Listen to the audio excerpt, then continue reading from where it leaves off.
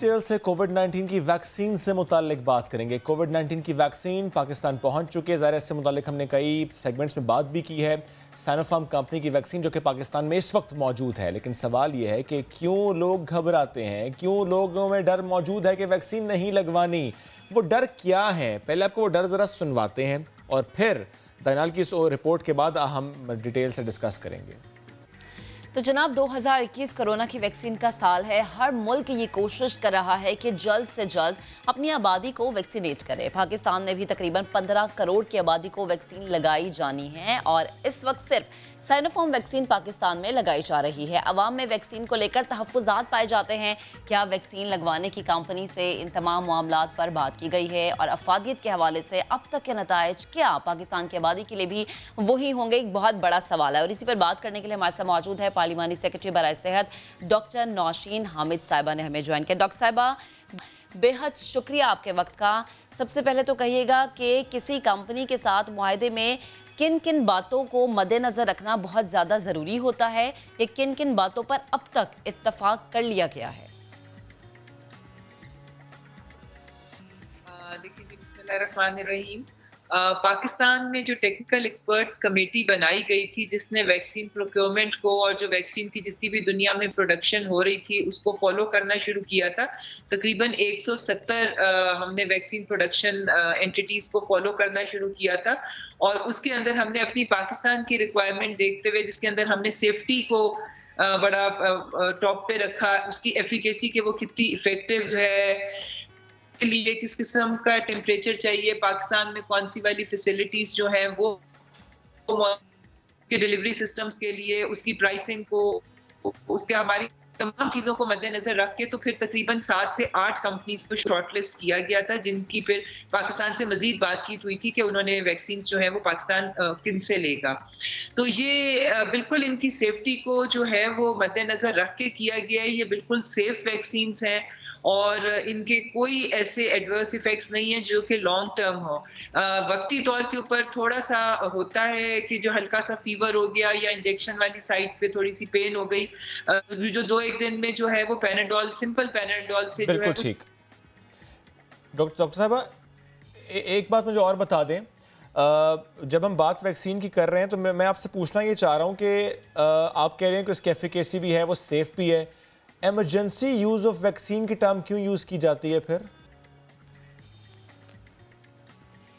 देखिए, क्योंकि वैक्सीन दुनिया में जब भी बनी है ये एक 8 से 10 साल का प्रोसेस होता है। जब जितनी भी वैक्सीन आज तक दुनिया में आई है, ये चूंकि दुनिया का एक ऐसा पेंडेमिक और एक ऐसी अनयूजुअल सिचुएशन थी, इसके अंदर ये वाली वैक्सीन 8 से 10 महीने के अंदर बनाई गई हैं। वो के क्लिनिकल ट्रायल्स उसी फेज 1 के, फेज 2 के, फेज 3 के तमाम ट्रायल्स के साथ इसकी सेफ्टी को इंश्योर करके किया गया।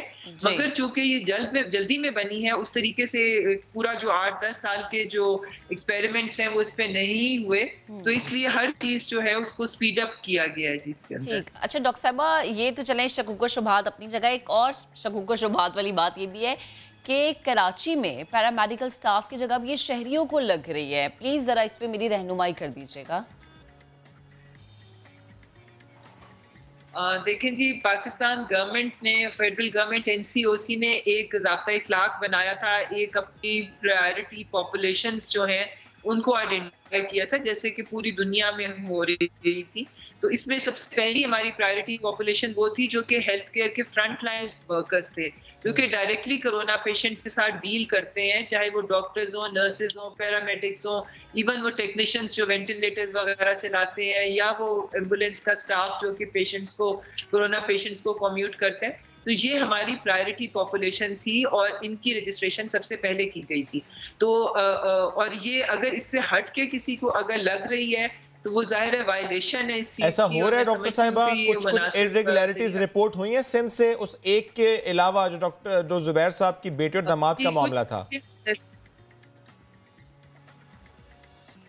देखिए, मेरे पास बहुत ज्यादा डिटेल्स नहीं है, मगर सिंध से कुछ इरेगुलरिटी जो है वो रिपोर्ट हो रही है और आई थिंक जो उसके रेलेवेंट प्लेटफॉर्म्स हैं वहां पर उनको स्टडी किया जा रहा होगा और फिर जो उससे रिलेटेड एक्शन है वो लिया जाएगा। एक से ज्यादा इंसिडेंट रिपोर्ट हुए हैं डॉक्टर साहब, एक से ज्यादा इंसिडेंट रिपोर्ट हुए हैं सिंध में?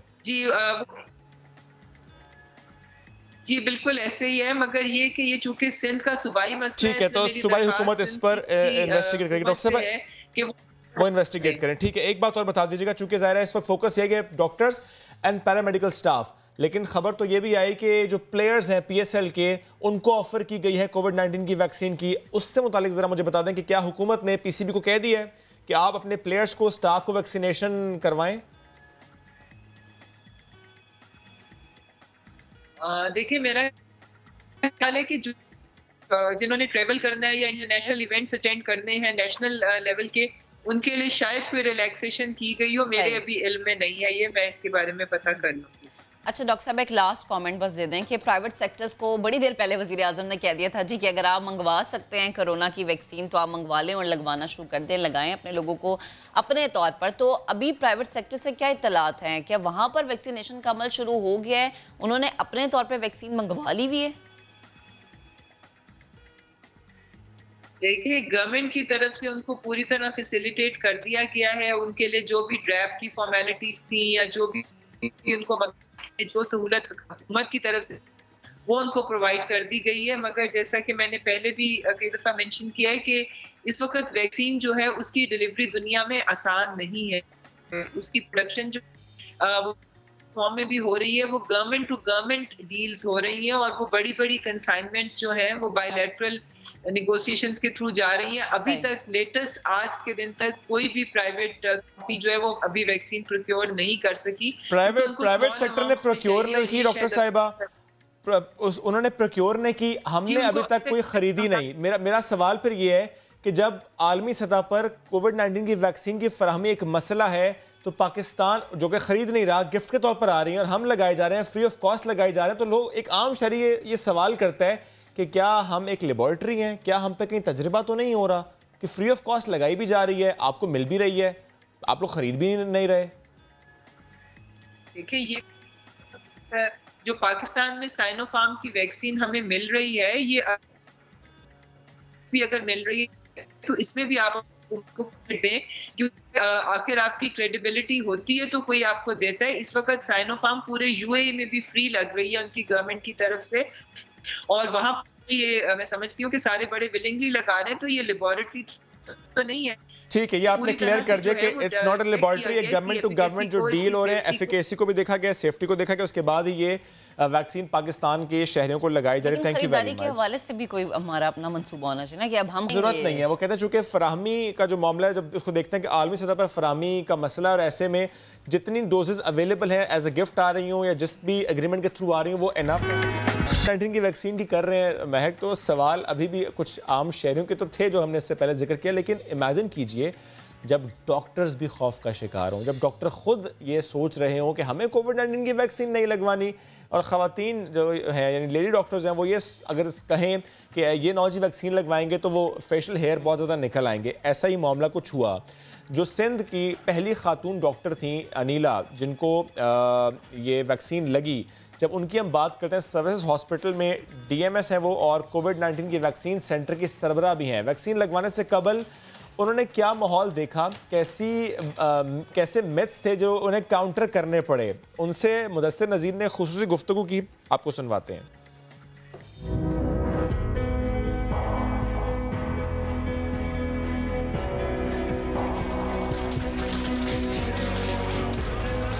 देखिए, सबसे पहले जब वैक्सीन पाकिस्तान में आई थी और फिर हमें जो है वो ऊपर से आर्डर आए कि आप लोग जो हैं वो डॉक्टर्स को इकट्ठा करके आएँ। फिर मैंने जो है वो 8 कैंडिडेट्स को तैयार किया था, उसमें स्टाफ नर्सेज भी थी, डॉक्टर्स भी थे, जिनको वहाँ लेके जाना था और वहाँ वैक्सीनेशन होनी थी। लेकिन मज़े की बात यह है कि जब वो 3rd आई और मॉर्निंग में मैंने 7 बजे उनको कॉल्स करना शुरू की, तो कुछ डॉक्टर्स ने अपने फ़ोन ही बंद कर दिए और कुछ ने ये रिप्लाई दिया कि हम लगवाएंगे ही नहीं, इससे ये साइड इफ़ेक्ट होंगे, जैसे कि हिर्सुटिज़म हो जाएगा, मूंछें आ जाएंगी और सारे हार्मोनल प्रॉब्लम आ जाएंगे, या जो है सडन डेथ हो जाएगी, तो उस वजह से वो आए नहीं। अच्छा, फिर ये कि हमें किसी न किसी को तो लगवानी ही थी, तो फिर वॉलंटियरली मैंने ख़ुद को पेश किया था कि चलें भाई मैं ही स्टार्ट ले लेती हूँ, आगे देखते हैं क्या होता है। लेकिन फिर पहले डोज़ के बाद ही आप सब लोग भी वहाँ थे, कुछ ऐसा नहीं हुआ था, मैं बिल्कुल ठीक थी।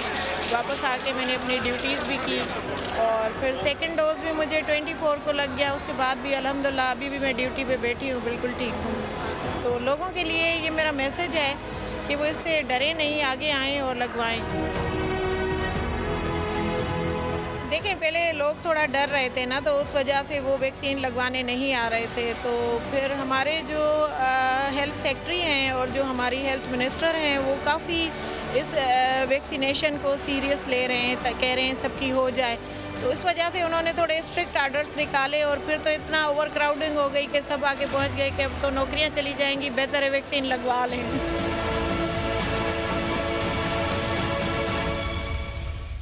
सवाल ये है कि अगर तबीब ही घबराएगा तो फिर मरीज कहाँ जाएगा। कोविड-19 की वैक्सीन से मुतालिक जब हम बात करें और डॉक्टर्स की हिचकिचाहट की हम बात करते हैं, तो इस वक्त हमें ज्वाइन किया है डॉक्टर सईद खान साहब ने, कोविड लैब को हेड करें डॉई university. Sir welcome to the show, good morning. Thank you. Sir, आपको वैक्सीन लगाई जा चुकी है? जी जी। डर से लगवाई है कि जॉब ना चले जाए, मुझसे ये मामला भी है, या कि आपने विलिंगनेस से लगवाई है, कोविड से डर के लगवाई है? डर से लगाई इसलिए कि जान न चली जाए, नौकरी तो आनी जानी चीज़ है। आई होप आपको इस पूरे साल कोविड नहीं हुआ। नहीं, हमें अल्लाह ने। तो अब आपको वैक्सीनेशन एक डोज लग चुकी सर आपको? जी। सर सवाल हमारा वही जिस तरह हम डॉक्टर साहब की बात भी सुन रहे थे, एक आम शहरी ज़ाहिर है उसके पास इन्फॉर्मेशन कम होती है, he is not a researcher. वो अगर ये बात कहे कि मिथ्स को सीरियस लेकर के हमें कोविड-19 की वैक्सीन नहीं लगवानी, वो समझ आता है। एक डॉक्टर जब ये कहे कि वैक्सीन नहीं लगवानी और वो हिचकिचाहट का शिकार हो, तो फिर ये समझ नहीं आता सर। अच्छा, वैक्सीन का मामला समझने के लिए हमें थोड़ा बैकग्राउंड में देखना कि वैक्सीन क्यों लगाई जाती है, वैक्सीन का लगाने का पर्पस क्या है। वैक्सीन का पर्पस है कि आप अपनी इम्यून सेल्स को ट्रेनिंग दे रहे हैं, जिस तरह फौजी ट्रेनिंग देते हैं ना, मशक़ें करते हैं, जिस तरह अभी आप बता रहे थे, तो वो भाग दौड़ करते हैं, थकावट होती है उनको, थोड़ी सी ना चोटें भी आती हैं, लेकिन वो चोटें थोड़ी सी जो उसको दिक्कत है वो फ़ायदेमंद इसलिए होती है कि आगे कोई हमला होगा तो वो ताकतवर होगा और उस दुश्मन को उसको जवाब दे पाएगा। तो बिल्कुल वैक्सीन का काम हमारा यही है कि हम जब वैक्सीन लगवाते हैं तो जो हमारी इम्यून सेल्स है वो उनकी ट्रेनिंग हो रही होती है, मॉक ड्रिल होती है कि अगर इसी तरह दुश्मन आएगा तो इम्यून सेल्स को तैयार होना चाहिए। तो उस तैयारी के दौरान थोड़े बहुत दिक्कतें आ सकती हैं, जो हम कहते हैं कि भाई सिम्टम्स थोड़े से आ रहे हैं या साइड इफ़ेक्ट्स हैं। जैसे क्या? बुखार हो गया, बुखार होता है, दर्द होता है, तो वो जिस तरह ट्रेनिंग के दौरान कोई फिट होता है तो कुछ नहीं होता, कुछ लोग है थोड़ा दिक्कत होता है, बुखार आता थक जाता है, वो हम कहते हैं एक हफ्ता ट्रेनिंग आप भाग दौड़ करते हैं फिर सही हो जाएगा। तो बिल्कुल इसी तरह का ये मामूलात हैं कि हमें जब हम अपनी इम्यून सेल्स को ट्रेन करेंगे तो थोड़ी सी दिक्कतें आएंगी, हफ्ता 10 दिन होगा, फिर बाद में चीज़ें सही हो जाएगी। उसका ओवरऑल फ़ायदा ये होगा, जब दुश्मन आएगा, जब रियल कोरोना आएगा और वो अटैक करेगा तो या तो बिल्कुल वो आने नहीं देगा अगर बहुत पावरफुल इम्यून सिस्टम हो, या अगर आएगा तो वो डिजीज सिविरिटी नहीं हो पाएगी और वो बंदा उसकी जान बच जाएगी। तो ये हॉस्पिटलाइजेशन चांस नहीं होंगे, डिजीज सिविरिटी नहीं होगी और खुदा ना खासा मौत जो है ना उसकी वाकया नहीं होगी। तो ये बैकग्राउंड है। अब इसमें काफ़ी लोग उसको बहुत एग्जरेट कर लेते हैं कि भाई फलां कोई, जिस तरह आप बता रहे थे कि मिथ्स बहुत हैं। वो किसी ने कहा कि भाई वो कौवा कान ले गया तो लोग कौवे के पीछे पड़ गए। अब ये है कि आपको रियल कोई सिम्टम किसी ने लगाया, उससे आप पूछें कि उनको क्या सिम्टम्स हैं। अभी 50,000 से ज़्यादा लोगों को लगा चुके हैं, तो वो एक पॉजिटिव एस्पेक्ट है। अब इसमें जो नया चीज़ है कि भाई ये नई चीज़ है तो लोग उससे घबरा रहे हैं कि पता नहीं क्या होगा। तो ये खौफ जो है, अनजाना खौफ जो है, शुरू में जब कोरोना तब भी ये खौफ था कि लोग टेस्ट नहीं करा, टेस्ट से ये हो जाएगा, ये हो जाएगा। आपने पूरा साल ये अमित साहब ने देखी, पूरा साल आप अगर टेस्ट नहीं कराऊंगा, ये टेस्ट की वजह से हमें को चिप लग रही है, वो अभी भी कहते हैं। तो अब ये है कि काफ़ी हद तक वो चीज़ें सही, काफ़ी लोग टेस्ट करा रहे हैं, क्योंकि अगर बाहर जाना है तो टिकट उन्हें कटानी है तो उसके लिए जरूरत फ़ौरन जाके चला लेते हैं, फिर कुछ नहीं होता। तो वो खौफ खत्म हो गया। अब ये नया खौफ है, वक्त के साथ साथ ये भी खत्म हो जाएगा। और क्योंकि जो फ्रंट लाइनर है सर जी कम हो, काफ़ी कम हो रहा है। अब ये कि जब वैक्सीन ज़्यादा अवेलेबल होगी, ज़्यादा लोगों को लगेगी, तो लोग आप मुझसे जिस तरह आप मुझसे पूछ रहे हैं, जब आप लगाएंगे तो आपसे आपके कोलीग्स पूछेंगे और आप कहेंगे ऐसा कुछ नहीं है। सर आपके कोलीग्स ने आपसे पूछा, आपने उनसे हमसे काफ़ी लोग पूछते हैं, जिस तरह आप ये मिथ्स बता रहे हैं तो सारे लोग यही पूछ रहे थे, कभी ये तो पता नहीं ये चीज़ें होंगी और ये खौफ है। और अब देखें लाखों करोड़ों की तादाद में किसी न किसी को कुछ ना कुछ सिम्टम्स किसी और वजह से भी हो सकते हैं। ज़रूरी नहीं है कि वो वैक्सीन लगने से इक्का दुक्का जो वाक़यात हुए तो फिर जब बैकग्राउंड में देखेंगे तो वैक्सीन अब इंसान की पर्सनल हेल्थ डिफरेंट होती है, हर इंसान की डिफरेंट होती है, तो उसकी किसी और वजह से भी पॉसिबिलिटी हो सकती है। कुछ लोगों को एलर्जी भी हो सकती है कि आम जो आप पेनाडोल या कुछ खाते हैं या एस्प्रिन खाते हैं तो उनसे भी एलर्जी किसी लोगों को हो सकती है। तो कुछ शाद नादर ऐसे लोग हो सकते हैं कि जिनको एलर्जिक रिएक्शन हो, लेकिन उसके लिए जो हम गवर्नमेंट के इंतजाम है, अगर आप किसी वैक्सीन सेंटर को विज़िट करें तो बहुत माशाल्लाह आइडियल सिचुएशन वहाँ पे गवर्नमेंट ने इंतजाम किए। और ये जो वैक्सीन की अप्रूवल जो आप बात कर रहे थे, ये फेडरल लेवल पे बहुत बड़ी कमेटी साइंटिस्ट की बनी हुई है जिसमें गवर्नमेंट का डायरेक्ट कोई इन्वॉल्वमेंट नहीं है। उसमें मायनाज साइंटिस्ट बैठे में वो अप्रूवल देते हैं कि ये वैक्सीन का जो डेटा अवेलेबल है, ये अभी तक 150 से ज़्यादा वैक्सीन थी, उसमें दर्जन भर शॉर्टलिस्ट हुई।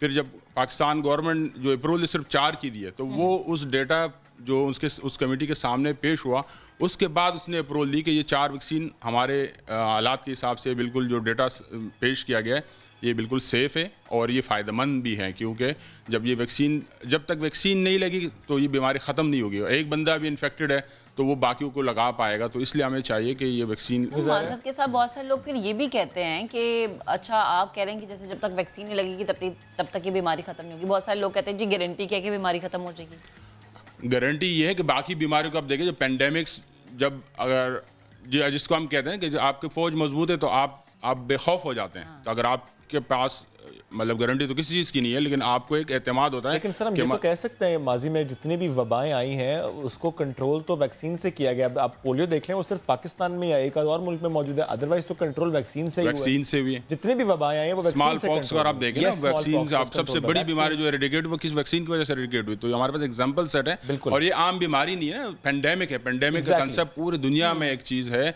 और आगे जाके आप इस दुनिया में रहना भी है। तो जब तक आप वैक्सीनेशन नहीं लगाएंगे तो आप बाकी दुनिया से डील भी नहीं कर पाएंगे। साथ रहेगा, चूंकि हम आज बात कर रहे हैं कि डॉक्टर्स क्यों घबरा रहे हैं वैक्सीन मुताबिक, तो एक सर्वे भी किया गया है। गैलप और पाकिस्तान इस्लामिक मेडिकल एसोसिएशन के इश्तराक से एक सर्वे किया गया। कोविड-19 की वैक्सीनेशन से मुताबिक डॉक्टर्स से राय ली गई है, उनसे सवाल हुए हैं। उस राय के मुताबिक मैं आपको स्टैट्स सामने रखता हूँ। 79% डॉक्टर्स के मुताबिक उनको कोविड-19 से मुतासर होने का खदशा था। ज़ाहिर है उनकी रूटीन ऐसी होती है, वो ऐसे हॉस्पिटल्स में होते हैं, पेशेंट से डील करते हैं, उनका कांटेक्ट होता है, तो उनको एक खदशा होता है एक्सपोजर हो जाएगा। 32% ऐसे डॉक्टर्स हैं जिनको कोरोना हुआ। मुल्क भर के 59% डॉक्टर्स को वैक्सीन ऑफर अभी तक नहीं हुई। और अगर इसकी हम प्रोविंशियल वाइज ब्रेकडाउन देखें तो सिर्फ केपी की अगर मैं बात कर लूँ तो 74% डॉक्टर्स ऐसे हैं जिनको अब तक कोविड-19 की वैक्सीन ऑफर नहीं है। और केपी वो सूबा है जो कहता है कि हमने सेहत की इस्लाहात की हैं। पाकिस्तान भर के 19% डॉक्टर्स वैक्सीन लगवाने से अभी भी डर रहे हैं। 100 में से सिर्फ 21% डॉक्टर्स वैक्सीन लगवाने के हक में। अच्छा, इसमें कुछ परसेंटेज ऐसी भी है जो ये राय रखते हैं साइनोफार्म नहीं लगवानी, फाइजर या मोडर्ना की वैक्सीन लगवानी है। इस वक्त हमें ज्वाइन के बिलाल गिलानी साहब ने, executive director Gallup Pakistan. Thank you very much Bilal साहब। बिलाल साहब, चूंकि डॉक्टर सईद भी यहाँ मौजूद हैं, हम डिस्कशन आज यही कर रहे हैं कि डॉक्टर्स घबरा क्यों रहे हैं, तो मुझे अपने सर्वे के नताइज से मुतालिक प्लीज़ बताइएगा कितने लोगों से, कितने डॉक्टर से राय ली गई है इससे मुतालिक? जी बहुत शुक्रिया। तो ये सर्वे हमने पाकिस्तान इस्लामिक मेडिकल एसोसिएशन के ताउन से किया और जिसमें हमने तकरीबन 550 के करीब डॉक्टर्स जो कि चारों सूबे और गिलगित बल्तिस्तान और आज़ाद कश्मीर से ताल्लुक़ रखते थे, तकरीबन 30 के करीब डिस्ट्रिक्ट्स में वो इस वक्त काम कर रहे हैं। अर्बन एरियाज़ के डॉक्टर्स भी थे और रूरल एरियाज़ के डॉक्टर्स भी डिफरेंट स्पेशलाइजेशंस के थे। तो डॉक्टर्स का सर्वे थोड़ा सा मुश्किल होता है, हम इसको कम्प्लीटली रिप्रेजेंटेटिव तो नहीं कह सकते, मगर ये काफ़ी वसी सर्वे था जो कि मुख्तलिफ तरह के डॉक्टर्स तक पहुँचा। जी बिलाल, आप कंटिन्यू करें। बिल्कुल। तो जो सर्वे में सबसे ज़्यादा important finding I, I think एक ये कि डॉक्टर्स जो हैं वो बहुत ही ज़्यादा फ्रंट लाइन है इस वक्त। और कोविड 89% डॉक्टर्स ने ये कहा कि वो किसी ऐसे फैसिलिटी में काम करें जहाँ पर कोविड पेशेंट्स बहुत से तादाद में आए, उन्होंने उनको ट्रीट भी किया। तो ये सर्वे जो है वो डॉक्टर्स की जो कुर्बानियां हैं, उनकी जो सेक्रीफाइसेस हैं इस वॉर में अगेंस्ट कोविड जो है, वो उसको एक आउटलाइन भी करता है कि they really need our respect and our appreciation for the work that they have done. But the second part is that दूसरी चीज़ इम्पॉर्टेंट ये है कि वो ऐसा नहीं है कि वो वैक्सीन लगवाना नहीं चाहते.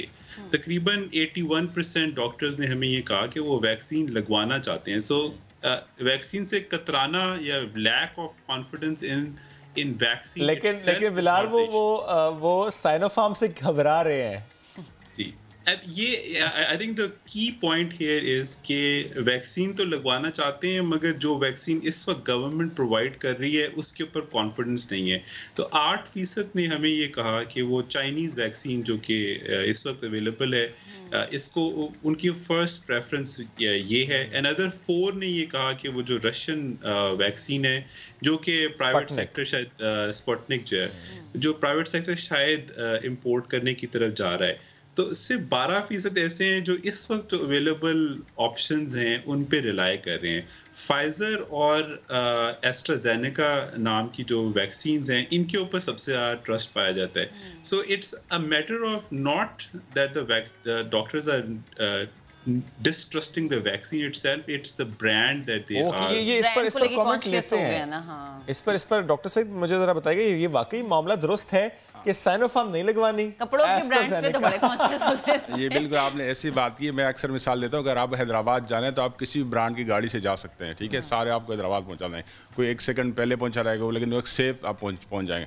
तो अभी जितने भी वैक्सीन है, चारों जो अप्रूवल है, वो चारों के चारों वो सेफ है और वो डिजीज सिविरिटी को वो बचाते हैं. अच्छा. तो जो भी मिल जाए वो लगानी चाहिए. बट अगर साइनोफार्म अवेलेबल है, क्योंकि बहुत अच्छी ब्रांड का आप वेट करें, ऐसा ना पहले आपको बीमारी हो जाए, तो साइनोफार्म भी बिल्कुल सेफ है और इसकी एफिकेसी काफ़ी, बल्कि इसमें ये अच्छी बात है कि ये कोई नई टेक्नोलॉजी से बनी भी नहीं है. अच्छा. इस तरह की वैक्सीन हम पहले भी लगाते आ रहे हैं, जो हम आपकी वैक्सीन लिस्ट में मौजूद है. वीक वायरस, हाँ जी, इनएक्टिवेटेड वायरस है. तो ये एक पुरानी टेक्नोलॉजी से, तो ये तो उस हिसाब से ज़्यादा सेफ है, लेकिन वो ना लगाने के कई रीजंस हो सकते हैं. तो डॉक्टर साहब देखें, डॉक्टर्स ही खदशा जाहिर कर रहे हैं. मतलब डॉक्टर्स तो वो है ना जिन्होंने सिखाना है, ये बताना है कि वो क्यों खदशा जाहिर कर रहे हो. क्या सिर्फ ये पाकिस्तान में है?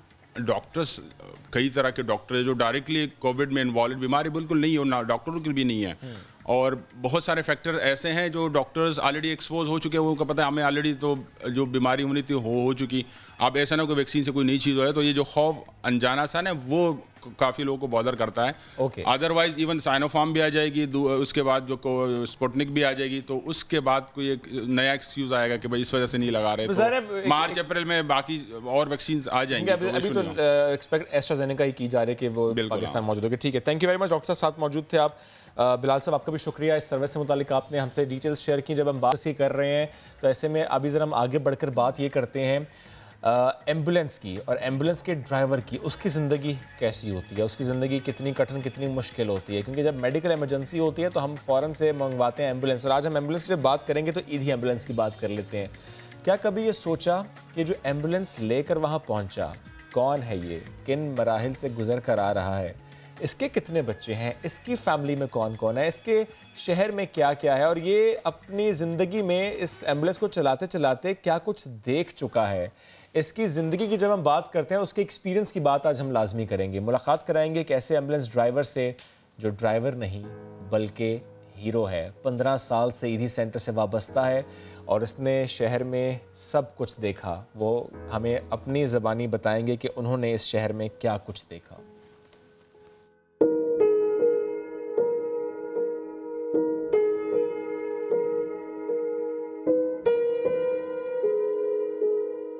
बच्चों के चेहरे जो है ना हमारे दिमाग के अंदर जो है ना घूमते रहते हैं कि हम यही सोचते हैं कि हम दोबारा बच्चों से मिल पाएंगे, नहीं मिल पाएंगे.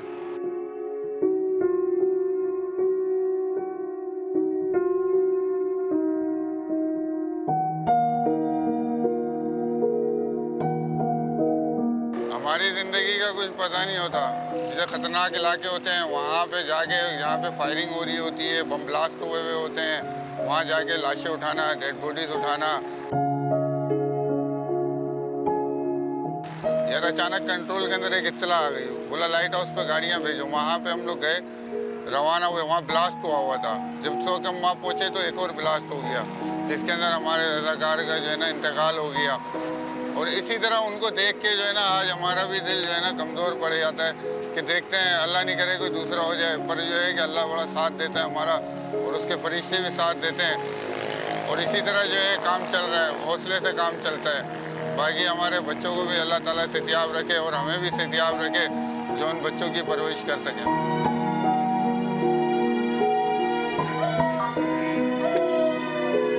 केस ऐसा था यार, एक दफ़ा मैं सिविल हॉस्पिटल के ऊपर बैठा हुआ था, वहाँ पे एक इत्तला आई हमारे पास, रंचो लाइन के अंदर जो है ना डेड बॉडी की इत्तला आएगी। तो वहाँ से हम जो है ना एक एम्बुलेंस लेके और हम एक बंदा बिठा के साथ में और एक बंदा बैठ के हम दोनों जो है ना रंचो लाइन की तरफ रवाना हो गए। तो वहाँ पे एक बच्चे की डेड बॉडी पड़ी हुई थी, जो बच्चा नौज़ादा बच्चा होता है, पैदा हुआ। उस वक्त मेरे को फिर जो है ना बड़ा अफसोस हुआ था और मैं रोने भी लगा था कि इस मासूम जान का क्या कसूर था जो इसको इस तरीके से फेंक दिया। अगर इससे इतने ही बेजार थे तो ईदी के कम से कम झूले में ला के उसको डाल देते।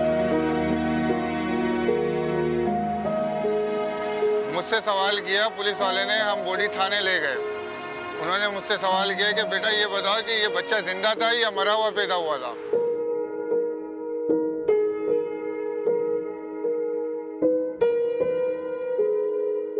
कुछ अर्से पहले जो है कि बलूचिस्तान निशान उरानी के अंदर भी जो है ना बम ब्लास्ट हो गया था, जिसके अंदर जो है कि हम कराची से रवाना हो गए थे। तो जो है वहाँ तो कुछ समझ ही नहीं आ रहा था, वहाँ पे तो क़यामत का मंजर था। मेरे टकने जो है ना खून के अंदर पूरे डूबे हुए थे। उस वक्त भी काम करते हुए बड़ा अफसोस हो रहा था कि यार अभी हम यहाँ काम कर रहे हैं, एक ब्लास्ट हो गया है, अल्लाह नहीं करे कोई दूसरा ना हो जाए। दूसरा हो जाएगा तो हम लोग कहाँ जाएंगे और मेरे पीछे बच्चे हैं, उनका क्या होगा। 13 साल हो गए हमारी शादी को, माशाल्लाह से 4 बच्चे हैं और हमारी ज़िंदगी जो है ना अच्छी ही गुजरी, अल्लाह का शुक्र रहेगा। हमारी जो गवर्नमेंट रहेगी वो मैं चाहता हूँ कि अगर हम किसी हादसे में या दौरान वाक़े में ख़त्म हो जाते हैं, इंतकाल हो जाता है हमारा, तो हमारे पीछे बच्चों का साथ दे।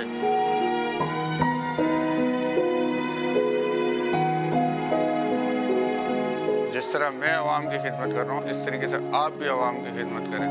मेरा नाम मोहम्मद फैसल है और मैं ईदी के साथ हूँ।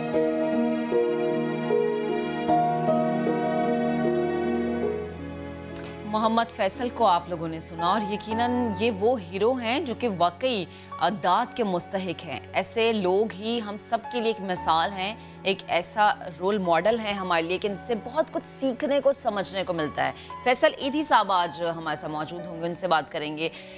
फैसल भाई अस्सलाम वालेकुम, गुड मॉर्निंग। बहुत दिनों से आपसे ना बात हुई ना मुलाकात हुई, सर कहाँ थे आप? वालेकुम सलाम। मैं बिल्कुल यहीं पे हूँ मौजूद, अपने दफ्तर में ही होता हूँ, कराची में ही होता हूँ और अपने कामों में ही रहते हैं। और बस जो है आप लोगों की दुआएं हैं कि हमारा काम सिलसिला चल रहा है।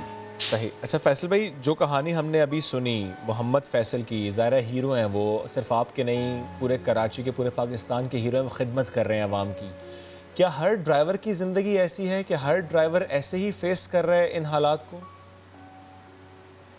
जी जी बिल्कुल, ये बहुत परेशान होते हैं। ये वर्किंग क्लास से ताल्लुक़ रखते हैं। अब आजकल जो ये मकानात तोड़ रहे हैं, कभी KCR में तो कभी कहीं पे नालों पे, तो हमारे बहुत सारा स्टाफ जो है वो उन पे भी जो है वो रहता है और वो भी परेशान है कि हमें बेघर कर देंगे, हमारे बच्चों को बेघर कर देंगे। तो इस तरीके से भी जो है वो लोग बेचारे परेशान हैं। और ये वर्किंग क्लास है, पाकिस्तान की पूरी वर्किंग क्लास परेशानी है। उनके बहुत सारे मसाइल जो हल होके ही नहीं दे रहे हैं। तो फैसल भाई, ये जो आप परेशानी की बता रहे हैं, ये जिस तरह से इनके घरों को मिसमार किया जा रहा है या तोड़ा जा रहा है, तो यकीनन हुकूमत वक्त को इसके मुतबादिल तो कुछ फराहम करना चाहिए। इस मामले पर बात हुई कोई? हुकूमत नहीं, इनकी पॉलिसी में नहीं है वो प्लॉटिंग। इनको हालांकि करनी चाहिए क्योंकि इंसान है। और कराची के अंदर इस वक्त जो है वो तकरीबन 15,000 के करीब जो है वो मकानात तोड़े जा रहे हैं और हर मकान में 2-2 से 3-3 फैमिलियाँ रहती हैं। तो यकीनन उनको मुतबादिल जगह देना चाहिए। और जो प्रोजेक्ट्स आ रहे हैं कराची में डेवलपमेंट के, नालों के एक्सपेंशन के, तो ये प्रोजेक्ट अफेक्टीज़ हैं और इनका हक़ है कि इनको जो है वो मुतबादिल जगह दी जाए। और इंसान है, ये फैमिलियाँ हैं और इनकी फैमिलियों में इनकी फैमिलियाँ भी बड़ी बड़ी होती हैं, बच्चे बहुत ज़्यादा पैदा करते हैं ये लोग।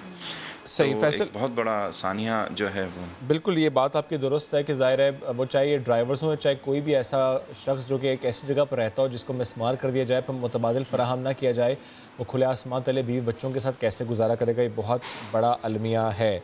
फैसल मलिक, मुझे ये बताएं, जब हम आपके स्टाफ की बात कर रहे हैं और हम एक ईदी एज अ ऑर्गेनाइजेशन की बात करें जिसने कोविड में बहुत काम किया है, कोविड का के वो हालात जिसमें ज़ाहिर है सब घबराते थे, ऐसे में कितनी दिक्कत, कितनी परेशानी हुई आपके स्टाफ को काम करने में? क्योंकि शुरू में ख़दशा तो ज़्यादा थे, बहुत ज़्यादा थे, अब थोड़ा सा कम तो हुआ, लेकिन स्टिल मुश्किलात तो रहीं। कोविड में कैसे फेस किया इन सारे मामलात को? कैसे आपने मोटिवेट किया अपने स्टाफ को कि नहीं हमें करना है, उस तरह से जिस तरह हमने माजी में किया? बिल्कुल। कोविड में जब ये शुरू में हम सभी बहुत ज़्यादा खौफज़दा थे कि किस तरह क्या करना है, क्या चीज़ें नहीं हैं। जब शुरू में आया तो यहाँ पे मटेरियल मार्केट में जो पर्सनल प्रोटेक्शन की जो गियर्स होते हैं वो मार्केट में गायब हो गए, उनकी प्राइसेस जो हैं वो 10-10 गुना हो गई और वो मिल नहीं रहे थे। तो बहुत सारे परेशानियाँ हुई। हमने पूरे पाकिस्तान में तकरीबन 100 से ज़ायद शहरों में हमने अपना नेटवर्क को जो है वो फ़ाल रखा। हमें कुछ परेशानियाँ ज़रूर हुई, बहुत सारी जगहों पे हमारा स्टाफ खौफज़दा हो गया था। हमारे 3 लोग भी जो है वो इसमें शहीद हुए कोविड की वजह से, एक पेशावर में, एक मुल्तान में, एक कराची में। और लेकिन हमने काम जो है वो जारी रखा और जो बाकी जिनकी हिम्मत टूट गई थी उनके साथ मिलके मैंने खुद सबसे पहला पेशेंट जो है वो कराची में जो था, जो सेकंड पेशेंट जो कराची में घर से एम्बुलेंस में ट्रांसफ़र किया गया था, वो मैंने खुद खुद जो है वो किया था।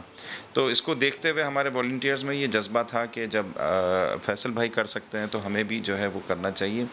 और फिर आउट ऑफ सिटी में भी बहुत सारे मसाइल हुए, तो साद ईदी है, अहमद ईदी है, इन्होंने भी जो है वो बहुत अहम रोल अदा किया। ज़ाहिर है जिसके साथ नाम जुड़ गया ईदी का, वो काम तो करता है उसी तरह से जिस तरह ईदी साहब ने किया। बिल्कुल, और जाहिर सी बात है कि आप पहले मिसाल बने ना, फिर आपको देख के उन्होंने सीखा। अच्छा फैसल भाई, मुझे बताएं, कोविड की हम बात करें, वो पहली लहर जिसमें इंतहाई ऐसे मनाजिर थे कि यकीनन हम बस दुआ करते थे कि अल्लाह करे कि वबा किसी तरह पाकिस्तान से, पूरी दुनिया से ख़त्म हो जाए। उस लहर में बहुत ज़्यादा डेड बॉडीज़ का रेशो था और वो डेड बॉडीज़ यकीनन एम्बुलेंसेस में लेकर आना फिर जाना, ये भी एक मुश्किल मरहला था। उसकी निस्बत अब उन डेड बॉडीज़ की रेशो में कमी देखी गई है। अब जो फिगर्स हैं वो क्या हैं?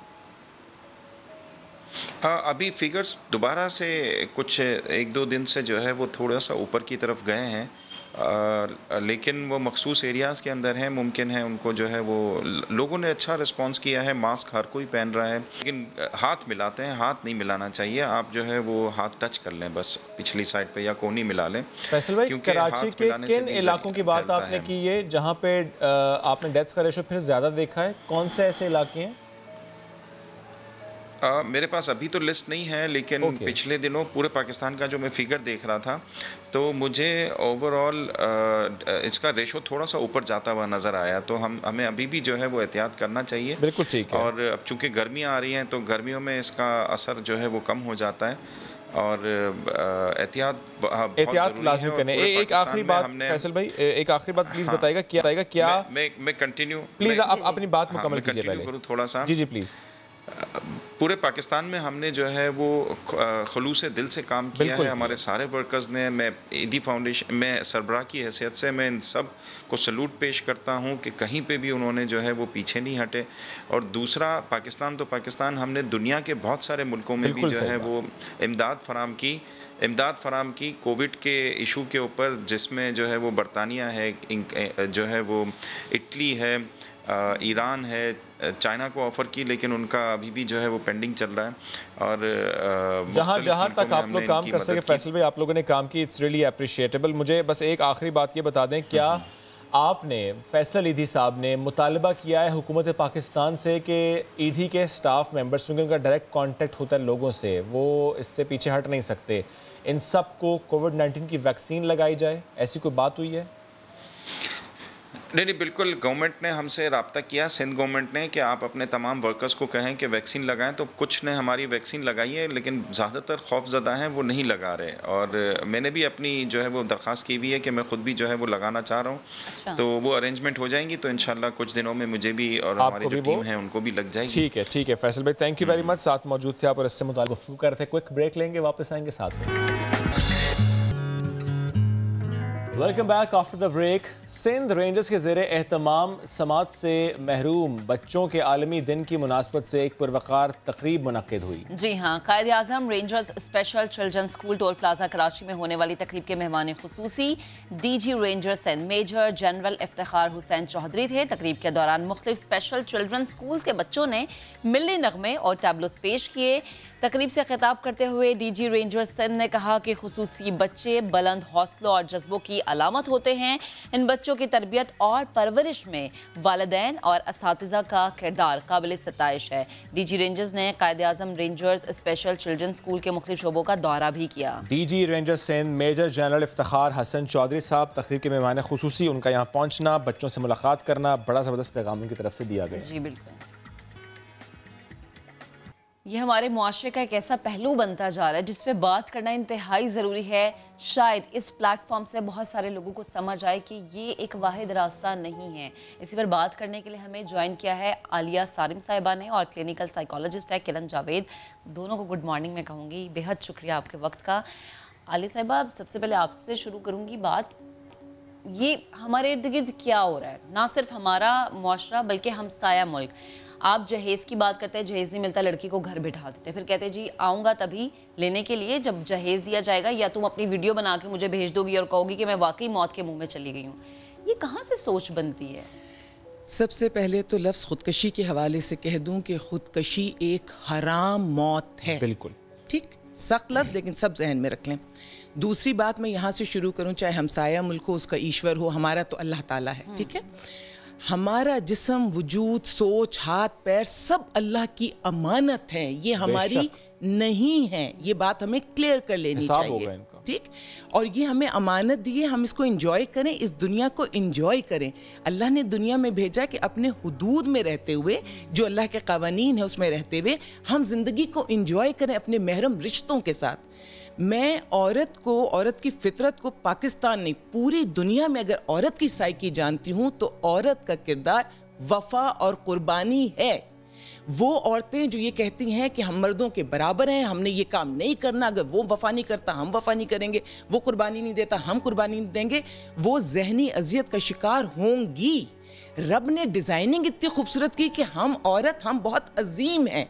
क्यों? क्योंकि हम पैदाइश करते हैं, क्योंकि हम देने वाला हाथ हैं, क्योंकि हम कुर्बानी वाला हाथ हैं। ये अल्फाज कि औरत अजीम है मुझे अपनी औरत को अपलिफ्ट करने के लिए कहने पड़ेंगे।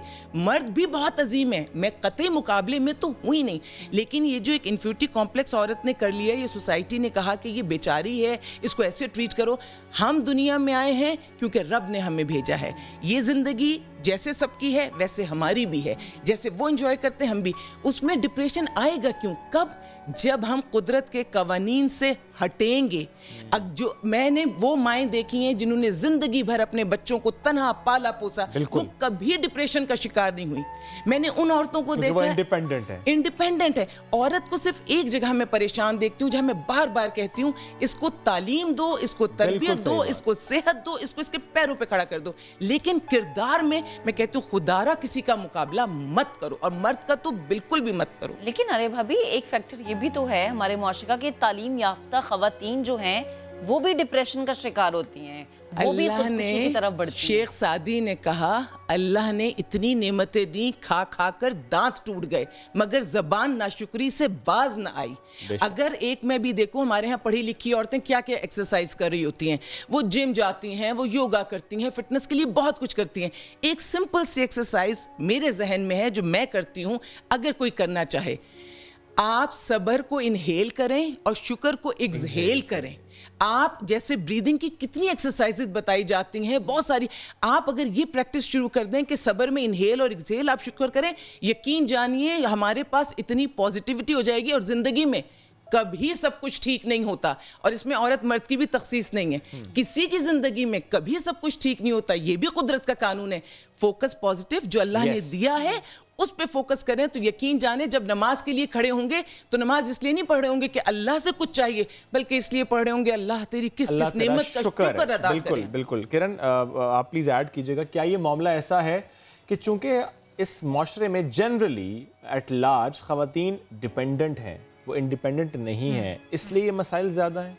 देखिए, ये भी हो सकता है और ये नहीं भी हो सकता, क्योंकि इंडिपेंडेंट लड़कियों का भी ये है या लेडीज़ का भी ये है कि उनको भी खुदकुशी करते हुए देखा गया है, लेकिन रेशियो कम है।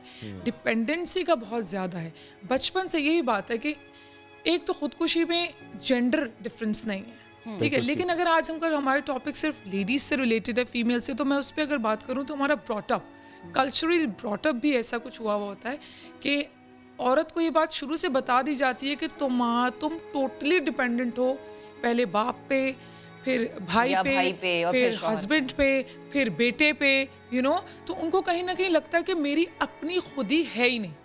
यानी आप कहेंगे परवरिश ऐसी देनी चाहिए या ऐसी होनी चाहिए कि हम अपनी बच्ची को, अपनी बेटी को ये ना सिखाएं, एम्पावर भी करें। ठीक है, ये तो है, रिश्ते साथ बिल्कुल हैं, इनके साथ एहतराम, मोहब्बत और इनके सहारे और इन पे तो चलना ही है, लेकिन साथ साथ एम्पावरमेंट कि तुम्हारी भी कोई अपनी शख्सियत है, इंडिविजुअलिटी है। इसका मतलब ये है कि अगर तुम कुछ बुरा फील करती हो तो तुम्हारा भी हक है कि तुम उसका इजहार करो। अगर तुम्हें कुछ अच्छा नहीं लगा, कोई बात बुरी लगी है, तो तुम भी उसका इजहार करो। नहीं, चुप, तुम्हारा तो काम सिर्फ चुप रहना है और सहना है, राइट? तो इसका मतलब ये हरगिज नहीं है, राइट? शख्सियत का मतलब है कि आप उस पर बात करें, आप इजहार करें जो अच्छा नहीं लग रहा है, इवन फर्स्ट बाप से, माँ से, उसके बाद बहन भाइयों से, हस्बैंड से, बच्चों से इजहार तो करें, लेकिन हमारा चुप करवा दिया जाता है। कहीं ना कहीं खौफ, लड़कियों के अंदर खौफ है, और यही बात है कि लेटर लाइफ में फिर जब कोई इस तरह की चीज़ आ जाती है तो वो खौफ में होती है, कैसे बताएं, लोग क्या कहेंगे, नहीं हम लोग क्या कहेंगे, घर वाले क्या कहेंगे, और बस चुप रहो, तो ये खौफ को खुद समझ नहीं आता तो कहते हैं ज़िंदगी एंड कर दे। लेकिन किरण, एक कन्फ्यूजन मेरी ये है कि एक तरफ हम ये कहते हैं हमारे ख़वातीन तो बहुत मजबूत हैं, जितने प्रेशर हमारी ख़वातीन बेयर करती हैं उतने मर्द बेयर नहीं करते इन सोसाइटी। नहीं, एक तरफ एक खातून की जब हम बात करें, हम कह रहे हैं वो बहुत मजबूत है, हर लिहाज से मजबूत है, लेकिन दूसरी तरफ वो इंतहाई कदम उठा रही है। ये कन्फ्यूजन है, क्यों? मजबूत भी है और इंतहाई कदम भी उठा रही है। बिल्कुल सही। तो इसका मतलब है कि एज अ औरत उसमें ये मजबूती मौजूद है। यूटिलाइजेशन ऑफ दिस मजबूती, वो कॉन्फिडेंस जिस औरत में होगा वो हमेशा सही चलेगी। ये किसने देना है? ये देना है सबसे पहले आपके घर ने, माशरे ने, राइट? तो ये कॉन्फिडेंस उस औरत को एक औरत नहीं देना है, एक औरत को औरत भी देना है और उसकी फैमिली भी दे सकती है, ठीक है? लेकिन वो माँ कैसे ये कॉन्फिडेंस दे देगी जो कि खुद इस तरह की चक्की में पिसती चली आ रही है कि वो भी अपने शौहर के सामने खामोश है, बेटा भी अगर ऊंची आवाज में बात करे तो माँ भी खामोश है, फिर वो बेटी को भी यही सिखा रही है कि देखो भाई या बाप के आगे बात मत करना। यही तो डिलेमा है, यही अलमिया है कि हम इसको कहते हैं लर्न हेल्पलेसनेस। लर्न हो चुकी है क्योंकि उसने देखा है, शायद माँ ने मुंह से ना बोला हो, लेकिन उसने बचपन से माँ को सिर्फ यही देखा है, खाना है, चुप रहना है, डी लर्न करना है। बिल्कुल, लेकिन अगर डी लर्न करने की जरूरत है। लेकिन अगर वो बोल भी जाते तो फिर ये कहते हैं कि जी लड़की बागी हो गई है। आप जिसके मुंह को बंद करेंगे ना, वहां से बगावत की बू आएगी। सिर्फ औरत ही नहीं, आप किसी का भी मुंह बंद करें। मैं बोलने पर बहुत ज़्यादा यकीन रखती हूँ, बस मैं कहती हूँ तमीज़, तहजीब, इखलाक, वैल्यूज़ उनके साथ लेके। एक मर्द चीख कर भी बोलता हुआ अच्छा लगता है, अच्छा तो नहीं लगता, वैसे कह रही हूँ कि उसकी फितरत है कि मर्द लाउड होता है। औरत नहीं अच्छी लगती, औरत धीमे ही अंदाज में। लेकिन अभी आपने एक सवाल किया था ना कि क्या औरत कमज़ोर है? औरत कमज़ोर हो ही नहीं सकती, क्योंकि मर्द को भी वही पाल रही है, औरत को भी वही पाल रही है। अच्छा, औरत बाइस्ड भी नहीं होती। औरत जो माँ जो है ना, वो बेटा बेटी दोनों को एक ही अंदाज में रखती है। उसने जिसको पैदा कर दिया, कैसे मुमकिन है कि उसके साथ बाइस्ड हो जाए? अगर कहीं बाइस्ड नजर आती है ना, वो सोसाइटी का प्रेशर है, वो उसके दिल की आवाज नहीं है, बड़ी प्यारी बात नहीं है, ठीक है? तो अच्छा, फिर जितने भी इल्जामात हैं औरत पे, औरत को फरिश्ता बना दो। औरत इंसान है। और एक चीज़ और जो औरत के अंदर इनसिक्योरिटी पैदा करें, जिसको बार बार मैं वजाहत कर रही होती हूँ, औरत मर्द का मुकाबला है ही नहीं। लेकिन ये बात आपने बड़ी दुरुस्त किया भाभी, क्योंकि वक्त बड़ा कम है कि जो भी मसला है उसको इग्नोर नहीं करना, डिस्कशन करनी है, बात करनी है, एक्सप्रेस करना है, तो मसला हल हो तो ये ना समझे कि लास्ट उसका हल यही है कि आप खुद लड़ना है, बिल्कुल बात नहीं करनी। जिंदगी में जब चने होते हैं तो दांत नहीं होते, जब दांत होते हैं तो चने नहीं होते। बिल्कुल सही बात। अपनी यूथ को ये बात समझाएं और यूथ के पास एनर्जी है और ये यूथ इसीलिए सिर्फ इसको यूटिलाइज करना है in the right direction. Society, माँ बाप दोनों का फर्ज, दोनों का फर्ज। Thank you very much Aalia साहिबा, साथ में किरण, आपका बहुत शुक्रिया। Welcome back after the break. जब भी दूध की कीमतें बढ़ाने से मुतालिक बात होती है हम उस पर आवाज़ उठाते हैं और सवाल ज़रूर होता है कि आखिर ये आए रोज़ दूध की कीमतें बढ़ क्यों जाती हैं। ये मसला अपनी जगह, लेकिन इस बार डेयरी फार्मर्स ने कराची में स्पेशली गाय के दूध को प्रमोट करने का ऐलान किया। ये ऐलान क्यों किया गया और अगर वजह यह है कि कम कीमत में इसकी फरामी है तो इसके साथ साथ इसकी अफादियत पर भी आज हम गुफ्तगू करेंगे। हमें इस वक्त ज्वाइन कर रहे हैं सदर dairy and farmers and cattle association Shakir गुजर साहब और हमारे साथ न्यूट्रिशनिस्ट है सहर जावेद चावला। आपको भी गुड मॉर्निंग कहेंगे। शाकिर साहब, पहले आपकी तरफ आऊँगा। ये जो ऐलान किया गया कि गाय का दूध प्रमोट करना है, क्यों ऐसा ऐलान किया गया? असल में कि ये समझ लें कि एहतजाजन ऐलान है। हमारी कौमी ब्रीड है, देखें, बफलो, और दुनिया के 3 खुशकिस्मत तरीन खित्तों में पाकिस्तान का शुमार होता है जहाँ दूध देने वाली वाटर बफलो पाई जाती है। बहुत तेज़ी से नस्ल कशी, डे ओल्ड बच्चों की स्लॉटरिंग उनके और मादा जानवरों की डेयरी ब्रीड की बीफ ब्रीड के लिए स्लॉटरिंग। तो उससे हम ये समझते हैं कि भैंस अब म्यूज़ियम में मिलेगी, आपकी कौमी ब्रीड ख़त्म हो रही है। तो हमने ये एहतजाजन ऐलान किया कि अवामुन्नास की भी मुश्किलात को मद्देनज़र रखते हुए, क्योंकि भैंस महंगी हो गई, अजनास महंगे हो गए, तो फिर सवाल ये पैदा होता है हम कौन सी चीज़ सस्ती, कौन सा दूध सस्ता दे सकते हैं अवामुन्नास को। शाकिर साहब, यही चीज़ आपने महंगे होने की बात की ना, तो भैंस भी चारा खाती है, गाय भी चारा खाती है, तो फिर दूध महंगा क्यों है? ये फर्क क्यों है? असल में जी फ़र्क है ना, देखें, हमारी जो भैंस है वो 8 लीटर की प्रोडक्शन देती है, गाय हमारी 12 से 20 लीटर तक की प्रोडक्शन देती है। अच्छा। और उसमें क्रॉस ब्रीड है, होल्स्टीन है और इम्पोर्टेड काउज भी आ रही हैं बहुत ज़्यादा, क्योंकि आप अपनी नस्लों को तो तबाह कर रहे हैं, आप बाहर से इंपोर्ट करके मंगा रहे हैं। तो अब जब दूध अवेलेबल भैंस का नहीं होगा, गाय का तो लोगों को पिलाना है ना, और हमने भी डेयरी फार्मिंग करनी है, हमें और कुछ तो आता नहीं है। तो ज़रूरी ये है कि हम सस्ता दूध अवामुन्नास को और खालिस दूध पिलाएं और उसके लिए हर सतह पे आवाज़ उठाएं। तो हमने इससे एक तो नेशनल बफलो डे पे ये आवाज़ उठाई है कि आप भैंस की भी कमी का शिकार है, भैंस म्यूजियम में मिलेगी, आपको इस पर नोटिस लेना चाहिए इदारों को। म्यूजियम में मिलेगी जी, स्लॉटरिंग हो रही है ना जी, मुसलसल उसके डे ओल्ड बच्चों की स्लॉटरिंग हो रही है। तो बहुत ज़्यादा ये भी समझ लें कि जी दूध की कीमतें भी कम हो सकती हैं, हमें इस पे गुफ्तगू करनी चाहिए। तो रोकथाम के लिए कुछ नहीं हो रहा? असल में जी ये गवर्नमेंट का काम है, गवर्नमेंट कोई नोटिस लेने को तैयार नहीं है। क्यों? अगर फौरी तौर पे नोटिस ले ना वफाकी गवर्नमेंट, तो हम 20-25 रुपये लीटर, 30 रुपये लीटर तक कमी कर सकते हैं, क्योंकि उसमें सबसे अहम बात यह है कि NARC national agriculture research centre की रिपोर्ट है कि पाकिस्तान अपनी ज़रूरत का 45% फॉडर प्रोड्यूस करता है और वो भी आप एक्सपोर्ट कर देते हैं। तो ज़रूरत इस चीज़ की है, एक्सपोर्ट पे फौरी तौर पे पाबंदी लगा दी जाए, 30 रुपये 20 रुपये कीमतें कम हो जाएंगी फी लीटर में, और अपने जानवर की एफिशिएंसी बढ़ाने की कोशिश करें। जानवर की अब जैसे भैंस की नस्ल कशी हो रही है, इस तरह गाय की भी नस्ल कशी हो रही है, पर गाय चूँकि लोग पसंद नहीं करते थे तो इस वजह से उसका दूध नहीं इस्तेमाल, अब बाहर से भी इम्पोर्ट होके आ रही है।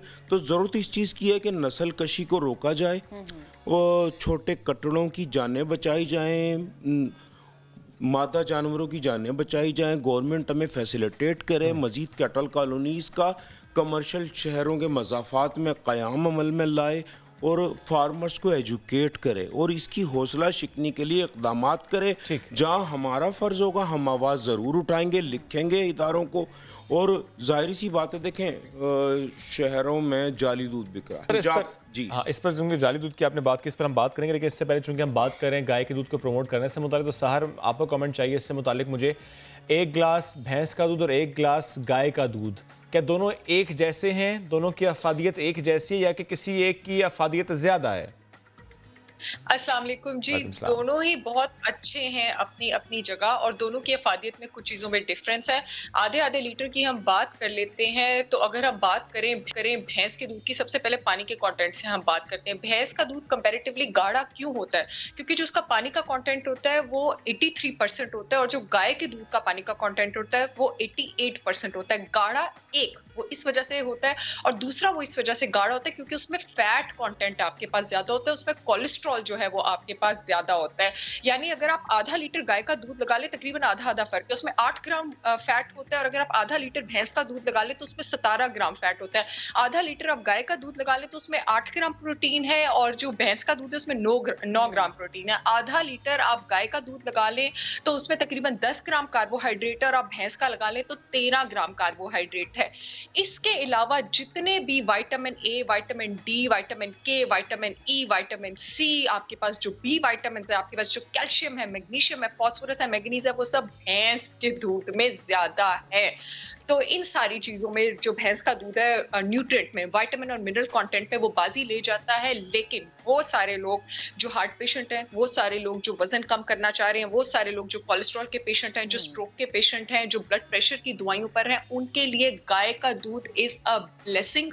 क्योंकि अगर आपके पास जो भैंस का दूध है उसमें फैट कंटेंट ज्यादा है तो उसमें आधा फैट आपके पास सैचुरेटेड फैट होता है। मैं आप लोगों के साथ एक सेगमेंट कर चुकी हूँ सैचुरेटेड फैट्स और इन सारी चीजों पर। तो अगर वो लोग जो वर्जिश करना चाह रहे हैं, जो वजन पुट ऑन करना चाह रहे हैं, जो मसल बल्कअप करना चाह रहे हैं, जो खवातीन प्रेग्नेंट हैं, वो भैंस का दूध इस्तेमाल करें। और वो लोग जो इन सारी एलिमेंट्स, इन सारी डिजीजेस से इस वक्त अफेक्टेड हैं और जो वेट लॉस चाह रहे हैं, उनके लिए गाय का दूध कंपैरेटिवली बेटर है। क्योंकि कैलोरीज भी अगर आपके पास 100 ग्राम जो भैंस का दूध है उसमें 100 कैलोरीज होती हैं ज्यादा एज कम्पेयर टू आपके पास जो गाय का दूध होता है उसमें 60 कैलोरीज आपके पास होती हैं। मोर ओवर जो खवातीन बच्चों को दूध पिलाती हैं, जब आप प्रेग्नेंट हैं तब भैंस का दूध is comparatively better for you क्योंकि उसमें विटामिन्स और मिनरल्स ज्यादा होती हैं। जब आप बच्चों को दूध पिलाती हैं तब आपके लिए गाय का दूध बेहतर है। उसकी वजह ये है कि गाय का जो दूध है उसका प्रोटीन कंटेंट कंपैरेटिवली और उसका सैचुरेटेड फैट कंटेंट कम होता है। तो बच्चे जो आप दूध पिलाती हैं वही दूध की जो अफादियत होती है वो बच्चे को भी जाती है। तो बच्चे की जो आंतें उसके लिए बड़ा आसान होता है इसको हजम करना। इसी तरह आपके पास जो बूढ़े हजरात हैं उनके लिए भी गाय का दूध ज्यादा ब्लेसिंग है क्योंकि प्रोटीन जो होता है वो हमारे खाने का वो जुज़ होता है जिसको डाइजेस्ट करना सबसे मुश्किल होता है और फिर फैट को डाइजेस्ट करने में बहुत ज्यादा टाइम लगता है। इस वजह से जो भैंस का दूध होता है वो स्लो डाइजेस्ट होता है और जो गाय का दूध होता है वो जल्दी डाइजेस्ट होता है। तो जो लोग अबव 50, अबव 55 है, मिडिल एज या ओल्ड कैटेगरी में आते हैं, अबव 70 हैं, उनके लिए भी गाय का दूध बेहतर है। और इस तरह ये जो डेयरी के हमारे रिप्रेजेंटेटिव हैं फार्म के, उन्होंने बड़ी अच्छी तरह से एक्सप्लेन किया कि भैंस का दूध कंपैरेटिवली वो कहते हैं ना इतना इसलिए भी है कि ऑलमोस्ट अधो अध वो कहते हैं फर्क है कि 7 से 8 लीटर प्रोडक्शन जो है वो भैंस के दूध की होती है जबकि 20 लीटर तक डेली बेसिस पे आपके पास गाय के दूध की चली जाती है। और भैंस के दूध की शेल्फ लाइफ भी ज्यादा है, यानी वो प्रिजर्व भी ज्यादा देर तक रहता है। ठीक है सर, साथ रहेगा। एक और भी कमेंट आपसे मुझे लेना है, लेकिन शाकिर उमर गुजर साहब मुझे प्लीज़ ये बताइएगा कि ली मार्केट का आपने एक मामला उठाया था कि वहाँ पर दूध जो है वो ठीक दूध नहीं बिक रहा, वो ख़राब दूध है। उसमें क्या ख़राबी है, वैसे मसला क्या है और ये कैसे सामने आया? असल में जी देखें, हम दफ्तन फ़वक्तन इन चीज़ों का सर्वे करते हैं कि आया कि जो शहर में ओपन दूध मंडी, क्योंकि वो हमारा मामला है, वहाँ पे खालिस दूध फ़रोख्त हो रहा है या नहीं हो रहा। हमने जब भी जाके चेक किया, उसे देखा, तो जाहिर सी बात है वो अनहाइजेनिक और मिलावट ज़्यादा पाया गया। तो उसके लिए जो इदारा है मुताल्लिका, हमने उसे ख़त लिखा। रिस्पांस आया सर? नहीं, अभी तक कोई रिस्पांस नहीं मिला। तो बहुत ज़रूरी है कि जी हम ये समझ लें कि जो खालिस दूध है वो अवामुन नास तक बिल्कुल ठीक है। आप लोग ये कोशिश भी होती है, लेकिन मैं चाहता शहर से इस पर कमेंट में ले लूँ। शहर के क्या एक आम शहरी के लिए, एक आम सारिफ के लिए ये चेक करना कि आसान है कि जो दूध उसको मिल रहा है खुला दूध वो ठीक है या नहीं है? क्योंकि लैक्टोस्कैन की मशीन तो हम लगा नहीं सकते। नहीं आसान क्या है, ये तो मुमकिन ही नहीं है, ये तो पॉसिबल ही नहीं है। मैं तो हमेशा ही कहती हूँ शोएब के अनलेस एंड अनटिल आपकी फैमिली में कोई, आप किसी को ऑथेंटिक बहुत ज्यादा नहीं जानते, जो कि आपको पता है आपको ग्रास फेड डेयरी का दूध दे रहा है, तो आप ये पता लगा ही नहीं सकते हैं यार, ये आप ट्रस्ट कर ही नहीं सकते। और सर वो जो कहते हैं कि दूध को आप बॉयल कर लें और फिर पता चलेगा कि उसमें जो बलाई है वो ऐसी है तो दूध सही है, या बलाई अगर हल्की है तो दूध That is not an authentic criteria। और अक्सर बॉयल करने के बाद कुछ जर्रात बैठते हैं, उसको क्या इंडिकेशन होती है? नीचे जो जम जाता है वो उसका फैट होता है, फैट होता है, फैट होता है। और दूध का जो फैट होता है ना शोएब, वो अच्छा फैट होता है, वो फैट हमें चाहिए होता है। ओके, यानी ये तो आपने बड़ा मसला हल कर दिया, वरना जब भी वो ज़रात बैठते हैं हम कहते हैं दूध ही खराब है। नहीं खालिस दूध होता है। शाकिर साहब, वैसे आपकी ऑब्जर्वेशन क्या कुछ देखें, ये बड़ा अच्छा है कि आप एसोसिएशन को रिप्रेजेंट करें, तो आप रिस्पॉन्सिबिलिटी से बात भी करते हैं, और जहाँ पर मामला ख़राब हुआ आपने वो मामला उठाया। ली मार्केट के अलावा क्या कराची में किसी और जगह पर भी ऐसे मामला रिपोर्ट हुए हैं रिसेंटली कि दूध जो है वो एडल्टरेटेड था? देखें जी, हमारे पास वो लैक्टो स्कैन की मशीनें मौजूद हैं। आप लोग करते हैं स्कैन? जी, एसोसिएशन के ऑफिस में 3 मशीनें लगी हुई हैं। फॉर एग्जांपल सर, क्योंकि मैं इस पर बड़ा अरसे से सोच रहा हूँ, ऐसा हो कि मैं 3-4 जगह जाऊँ और मैं दूध का सैंपल आपके पास कहूँगा मुझे ये स्कैन करके दें, क्या आप मुझे करके देंगे? कर देंगे जी। अच्छा जी, ये तो आपने मसला हल कर दिया, फ्री ऑफ कॉस्ट करके। ये तो आपने मसला ही हल कर दिया। क्या करेंगे, खुदा की कॉलोनी में जितनी दुकानें जाएंगे। आगे बढ़ाऊं जी, तो जाली दूध से हम कैसे बचेंगे, दूध की कीमतों को हम कैसे कम करेंगे? ज़रूरी यह है कि बीच में से हम मिडल मैन को भी ख़त्म करते हैं, डायरेक्ट फार्मर और कंज्यूमर मिल जाए। पॉसिबल नहीं है सर? नहीं पॉसिबल है जी, बहुत ज़रूरी है। हमें अमूल के मॉड्यूल पे जाना होगा, इंडिया के जो फार्मर्स की है, हमें उसकी मॉड्यूल, हम इस पे प्लानिंग कर रहे हैं कि हम अपनी मोबाइल आउटलेट्स बनाएंगे। अच्छा, मोबाइल मिल्क शॉप्स बनाएंगे, और शहर में हम डेयरी फार्मर्स का ब्रांड लॉन्च करेंगे। अच्छा, और उसमें हम मिल के एक प्लानिंग कर रहे हैं, उसमें शेयर फार्मर्स के डाल रहे हैं, और उसमें हमारी परचेज भी एक जगह होगी, सेल्स भी एक जगह होगी, और उसकी देखें जो जैसे 20 रुपए का या 25 रुपए का फ़र्क है, हाँ। उसमें से हम 10 रुपए रखेंगे, 15 रुपए कंज्यूमर को दे देंगे। ओके, 15 रुपए लीटर ये कम हो गए। और ज़रूरी यह है कि हम ये समझ लें, अगर वफाकी गवर्नमेंट डिसीजन ले लेती है, मिनिस्ट्री ऑफ कॉमर्स अजनास की एक्सपोर्ट पे पाबंदी लगा देती, 20 रुपए लीटर वो कम हो जाएगा। आप मुतालबा करते हैं कि इमरान खान साहब? मैं बारहा इमरान खान साहब से मुतालबा कर चुका हूँ। मेरी प्राइम मिनिस्टर से दरख्वास्त है कि फौरी तौर पे जो स्टेक होल्डर्स हैं उन्हें लेके बैठे। ठीक है, अब तक हमसे वफाकी गवर्नमेंट ने कोई राब्ता नहीं किया, हम 12 आवाज उठा रहे, तो 35 रुपए लीटर का फर्क ये कम हो जाएगा। और जब ये सिंध गवर्नमेंट हमें शहर के मजाफात में जगह फराम कर देगी, जी जी, 20 रुपए का हम वो फर्क दे देंगे जी, यानी 45 रुपए। जी जी जी, हम 45 रुपए का फर्क दे देंगे सिर्फ आपके मुतालबात पर हमसे सिंध गवर्नमेंट और वफाकी गवर्नमेंट राब्ते में आए, हमारे मुतालबात पे गौर करें, अगर जायज है तो उन्हें पूरे बिल्कुल इस पर डिस्कशन होनी चाहिए। Thank you very much. Shakir साहब साथ मौजूद थे आप। सहर, आपका भी शुक्रिया, आपने भी इस बारे में हमारी की। हम बात करें दूध की, और जब बात हो रही है दूध की, उसमें एक अहम मामला होता है इसकी कीमत का। उससे मुतालिक बहुत बड़ा ऐलान किया जनाब, 45 रुपए तक कीमत कम हो सकती है। कैसे? अगर विफाक और सिंध हुकूमत इनके ये मुतालिबात है उस पर बैठ जाए और बात करें। सुन ले ना, अगर सुन ले, लेकिन फिर वही बात है अगर, लेकिन अगर वैसे होता बहुत कम है हमारे मुल्क में। तो जनाब, ब्रेक पर जाने से पहले हमने आपकी मुलाकात किससे करवानी थी? ऐश से। यस, ऐश्वर्या राय से। अपनी ऐश्वर्या राय से मुलाकात करानी है जिनका नाम भी अपना अपना है। आमना नाम है उनका, आमना इमरान। सोशल मीडिया पर आजकल वो छाई हुई हैं, और उन्होंने बॉलीवुड अदाकारा की तरह मेकअप किया, स्टाइलिंग की, और जनाब इंस्टाग्राम पे, सोशल साइट्स पे उन्होंने धूम मचा दी है। वैसे जब मैंने फर्स्ट टाइम मैंने देखा था तो मुझे लग रहा था कि ये अच्छा ऐश की कोई पिक्चर है, ऐश्वर्या राय की कोई ये पिक्चर है। वो रिजेम्बलेंस बहुत ज्यादा उनकी आ रही है। तो जनाब हमारे साथ मौजूद भी हैं आज वो फ्रॉम अमेरिका, पाकिस्तानी निजात Amna Imran is with us. Amna, good morning, कैसी हैं आप? ऑफ कोर्स वहाँ गुड मॉर्निंग नहीं है, बट हमारी गुड मॉर्निंग है। गुड मॉर्निंग, अस्सलाम वालेकुम पाकिस्तान। वालेकुम सलाम। आमना, थोड़ा सा अपने बारे में बताएं, कितने अरसे पहले पहली बार आपको कहा गया या आपने खुद ये देखा कि आपके फीचर्स ऐसे हैं जो ऐश्वर्या राय जैसे हैं, फिर आपने और उसको पॉलिश किया, ज़रा मेकअप ऐसा किया, फिर पिक्चर्स पोस्ट की, कब हुआ ये? ओह शुक्रिया बहुत बहुत।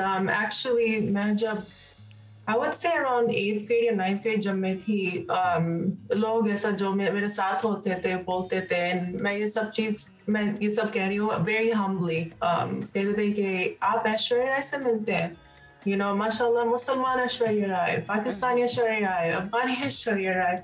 Or since then, I've been thinking, I was like, you know what, I'm just going to start putting pictures up for myself. So as I put pictures up, being myself, and a few videos here and there of Aishwarya Rai's videos, you know, people started noticing, and it's been an awesome ride since then. Great. मुलाकात का कभी कोई शौक हुआ कि ऐश्वर्या राय से मुलाकात करनी हो? जी बिल्कुल, अगर मुलाकात हो तो I would offer her चाय। फैंटास्टिक टी वाली। अच्छा हम ना मुझे बताएं कि हमेशा ऐसा होता ना कि खवातीन मेकअप के बाद कुछ अलग सी लुक आ जाती है आपकी, कि आप मेकअप के बाद फौरन से अलग लग रहे होते हैं। तो क्या मेकअप के बगैर भी लोग आपको यही कहते हैं कि आपके फीचर्स ऐश्वर्या राय जैसे ही हैं, या जब आप मेकअप करती हैं, लिपस्टिक लगाती हैं या वैसा आईलाइनर या वैसी स्टाइलिंग, तब वो वाली लुक आती है? बहुत शुक्रिया पूछने का। Actually, just I believe that Allah Subhanahu wa Taala created everybody and every single thing. True. And or makeup के बगैर भी, you know, and I believe everybody is beautiful in their own way. True. And I have been created, alhamdulillah, के even without makeup, naak, lips, chehra, face cut, everything. I would say I resemble her, and we resemble each other. Okay. It's ये सिर्फ अल्लाह के कुदरत है, and I'm saying all of this very humbly. Great. एक और सवाल पूछूं आपसे. Can you see me? Yes, we are watching you. Yes. आप दोनों को नहीं देख सकती हूँ मैं भी. Yes, because आप हमारे साथ I guess Skype या Zoom पे connect हैं, but जरा हम आपको देख सकते हैं इस वक्त. हम अपनी ऐश्वर्या राय को देख सकते हैं। हम अपनी ऐश्वर्या राय अपनी आमना इमरान उर्फ ऐश्वर्या राय को देख सकते हैं। अच्छा आमना, थोड़ा सा अपने बारे में बताइए, ब्लॉगर एज वेल, तो क्या करती हैं आप? I am alhamdulillah. I'm educated America में. I have my medical professional degree. मैं travel करती हूँ अमेरिका में, और and I take care of nephrology patients, dialysis patients. Okay. जो yeah. जबरदस्त। पाकिस्तान आने का इत्तेफाक होता रहता है या नहीं? हाँ जी बिल्कुल, और इंशाल्लाह जरूर आऊंगी, और जल्दी से आऊंगी इंशाल्लाह, very soon, और आपके साथ, आप दोनों के साथ ही बैठूंगी इंशाल्लाह। फिर हमारी जो ऐश्वर्या राय वो यहाँ पर बैठी होंगी। अच्छा आमना, मुझे बताएं कि वैसे आपकी फेवरेट एक्ट्रेस कौन है? बॉलीवुड, हॉलीवुड या लॉलीवुड? आपको कौन पसंद है? किसकी अदाकारी बड़ी अच्छी लगती है? मेरे अमेरिकन एक्ट्रेस है एक एंजेलिना जोली पसंद है। She is an excellent actress, and Tomb Raider में भी वो उसने काम भी किया है, Tomb Raider में भी, and there's a couple of other movies I liked of hers, and Bollywood में I like Aishwarya Rai, and जब छोटी भी थी वो माधुरी पसंद थी जी। खुद कभी शौक हुआ शोबिस में आने का, या कोई ऑफर हुई, और स्पेशली तब जब कि आप सोशल मीडिया पर बहुत डिस्कस हो रही हैं that you look like Aishwarya Rai? शुक्रिया पूछने का। Actually, the funny thing is that before all of this happened, since January 14, मैं तो पढ़ रही थी, you know, to become a doctor, to apply to medical schools, and mashallah जब मुझे पता चला that there's a couple of Pakistani artists. ठीक है, I guess डिस्ट्रैक्शन हो रही, but anyways आमना बहुत अच्छा लगा आपसे बात करके। Thank you very much. जब पाकिस्तान आएंगी तो से मुलाकात हम इंशाल्लाह करेंगे। चलिए जी, बढ़ते हैं आगे। और बलोची सकाफत का मुश्किल तरीन साज, नाम भी इसका जरा मुश्किल है, सुरोज, इससे निकलने वाली धुनें सहर तारी कर देती है। बिल्कुल। गवादर के अकबर बलोच गुज़श्ता 60 सालों से सुरोज पर अपनी उंगलियों का जादू जगा रहे हैं और शहरियों को मुनफरिद धुनों से महजूज करते नजर आ रहे हैं। इस कदीम साज पर शयान सलीम ने बड़ी प्यारी सी रिपोर्ट तैयार किया, ये आपको दिखाते हैं।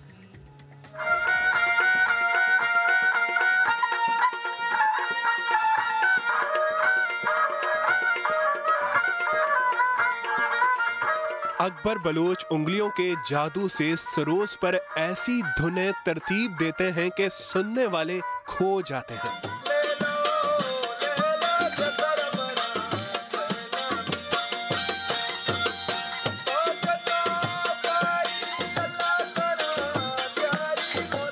ये साज उन्होंने अपने वालिद से सीखा। अपने 2 बेटों के साथ मिलकर वो ग्वादर के मुख्तलिफ रिजॉर्ट में सरोज की तारों के ताल मील से मुनफरिद सुर पैदा कर रहे हैं।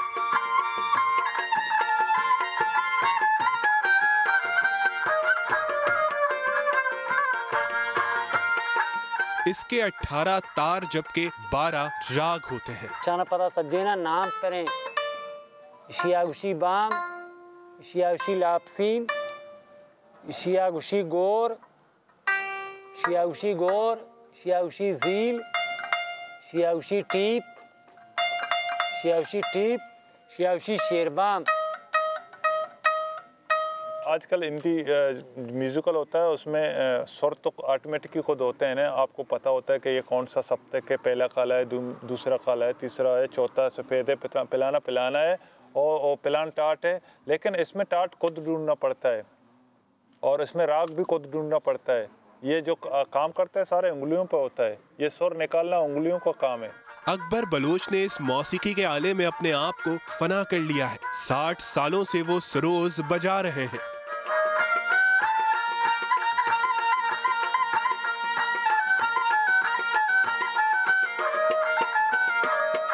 घोड़े की दुम का बाल और ढांचे में हिरन की खाल का इस्तेमाल, जिससे सरोज की धुनें मधुर बनती हैं।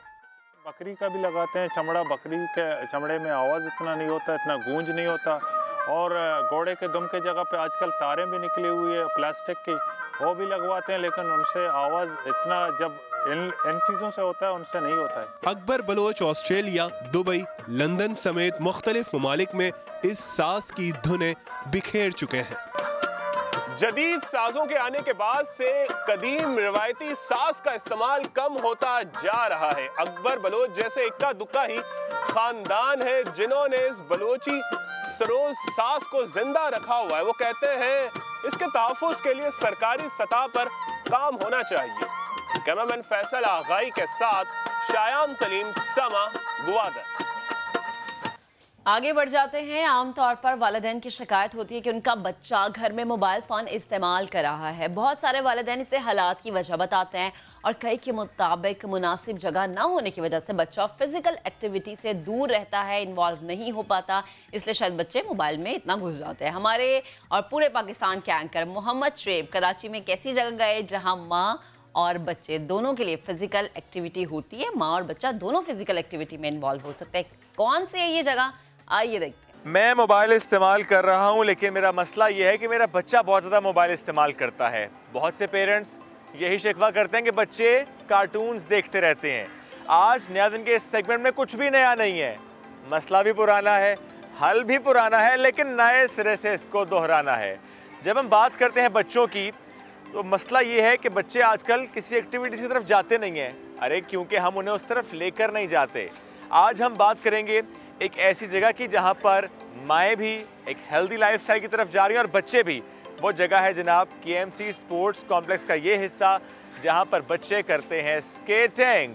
छोटे छोटे से बच्चे ऐसी ज़बरदस्त स्केटिंग यहाँ पर कर रहे हैं कि उनको देखकर हमारा भी दिल कर रहा है कि हम भी थोड़े छोटे होते तो ये सीखने का मौका मिलता तो हम ज़रूर ये करते। एनीवेज़, आज इन बच्चों से आपकी मुलाकात कराने के साथ साथ उन पेरेंट्स से भी आपकी बात कराएंगे जिन पेरेंट्स की ये परेशानी थी, लेकिन जब ये जगह नज़र आई उन्हें कि अब ये रेनोवेट हो चुकी है और यहाँ पर अपॉर्चुनिटी है, यहाँ पर ट्रेनर है और यहाँ पर एक अच्छा माहौल है, तो वो बच्चे यहाँ पर आकर अब स्केटिंग सीख रहे हैं और शाम को बड़ा ज़बरदस्त किस्म का एंजॉय कर रहे हैं।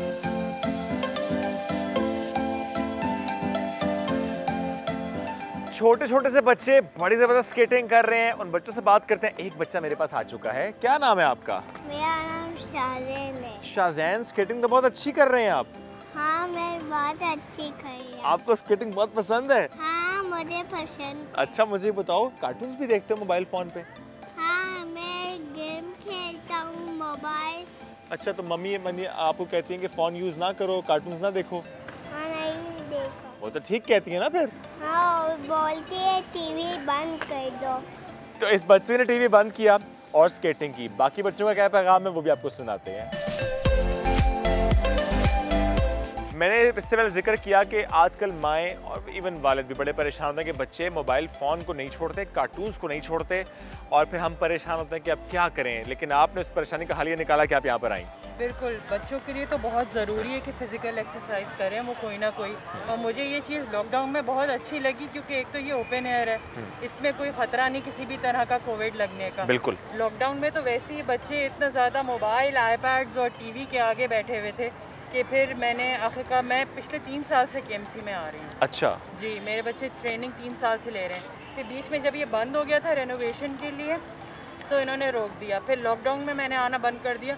मुझे ऐसा लगा बहुत ज़्यादा लॉस हो रहा है बच्चों का। ओके। क्योंकि इनकी कोई और फिजिकल एक्सरसाइज थी ही नहीं। उसके बाद से फिर जब से स्केटिंग में आना शुरू किया तो बहुत चेंज है बच्चों में।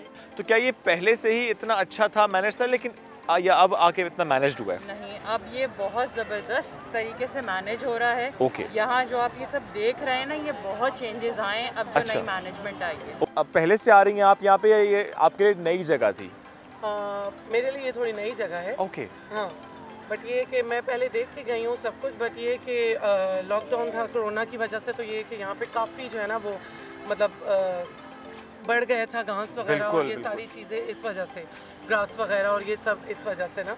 बट ये कि अब अल्हम्दुलिल्लाह अब बैक टू रूटीन हो गए। सही है। तो ये कि बहुत अच्छे यहाँ पे जो है ना वो चेंजेस आए हैं और जो है वो सर बहुत अच्छे तरीके से ट्रेन करवा रहे हैं। You are very daring mother कि आपने कहा चल बेटा कर skating. Actually, the coach was so nice and he was so supportive कि उन्होंने मुझे कहा कि the earlier the better. Okay. जितना बच्चा छोटा होता है उतना जल्दी पिक करता है and he was like don't worry, give him into my hands and he's my responsibility now. So I was like very relaxed and I was like very confident कि हाँ ये सीख जाएगा because आहिल ने बहुत अच्छे से पिक किया था. Okay. He was the one जिससे मैंने स्टार्ट किया, ये पहले गया and then I sent him and I was like I am like really very happy with all the techniques and everything there. बेटी को स्केटिंग के लिए भेजना ये फादर के लिए बड़ा एक नॉर्मल चीज़ थी या आपको लगा कि नहीं बेटी है चोट ना लग जाए, गिर ना जाए? बेटी के साथ फादर की अटैचमेंट बड़ी ज़्यादा होती है क्योंकि initially we were a bit reluctant, लेकिन जब हम यहाँ पे आए हमने और बच्चों को भी देखा तो they were doing it very confidently, so हमने भी हिम्मत की फिर तो we saw it in no time she was perfectly doing it. ना वी है वेरी हैप्पी कि चलो बेटी भी कर रही है, बेटा तो चलो कर रहा था। हाँ, बड़ा कंपटीशन होता है। अच्छा, यानी बहन टफ टाइम दे रही है भाई को।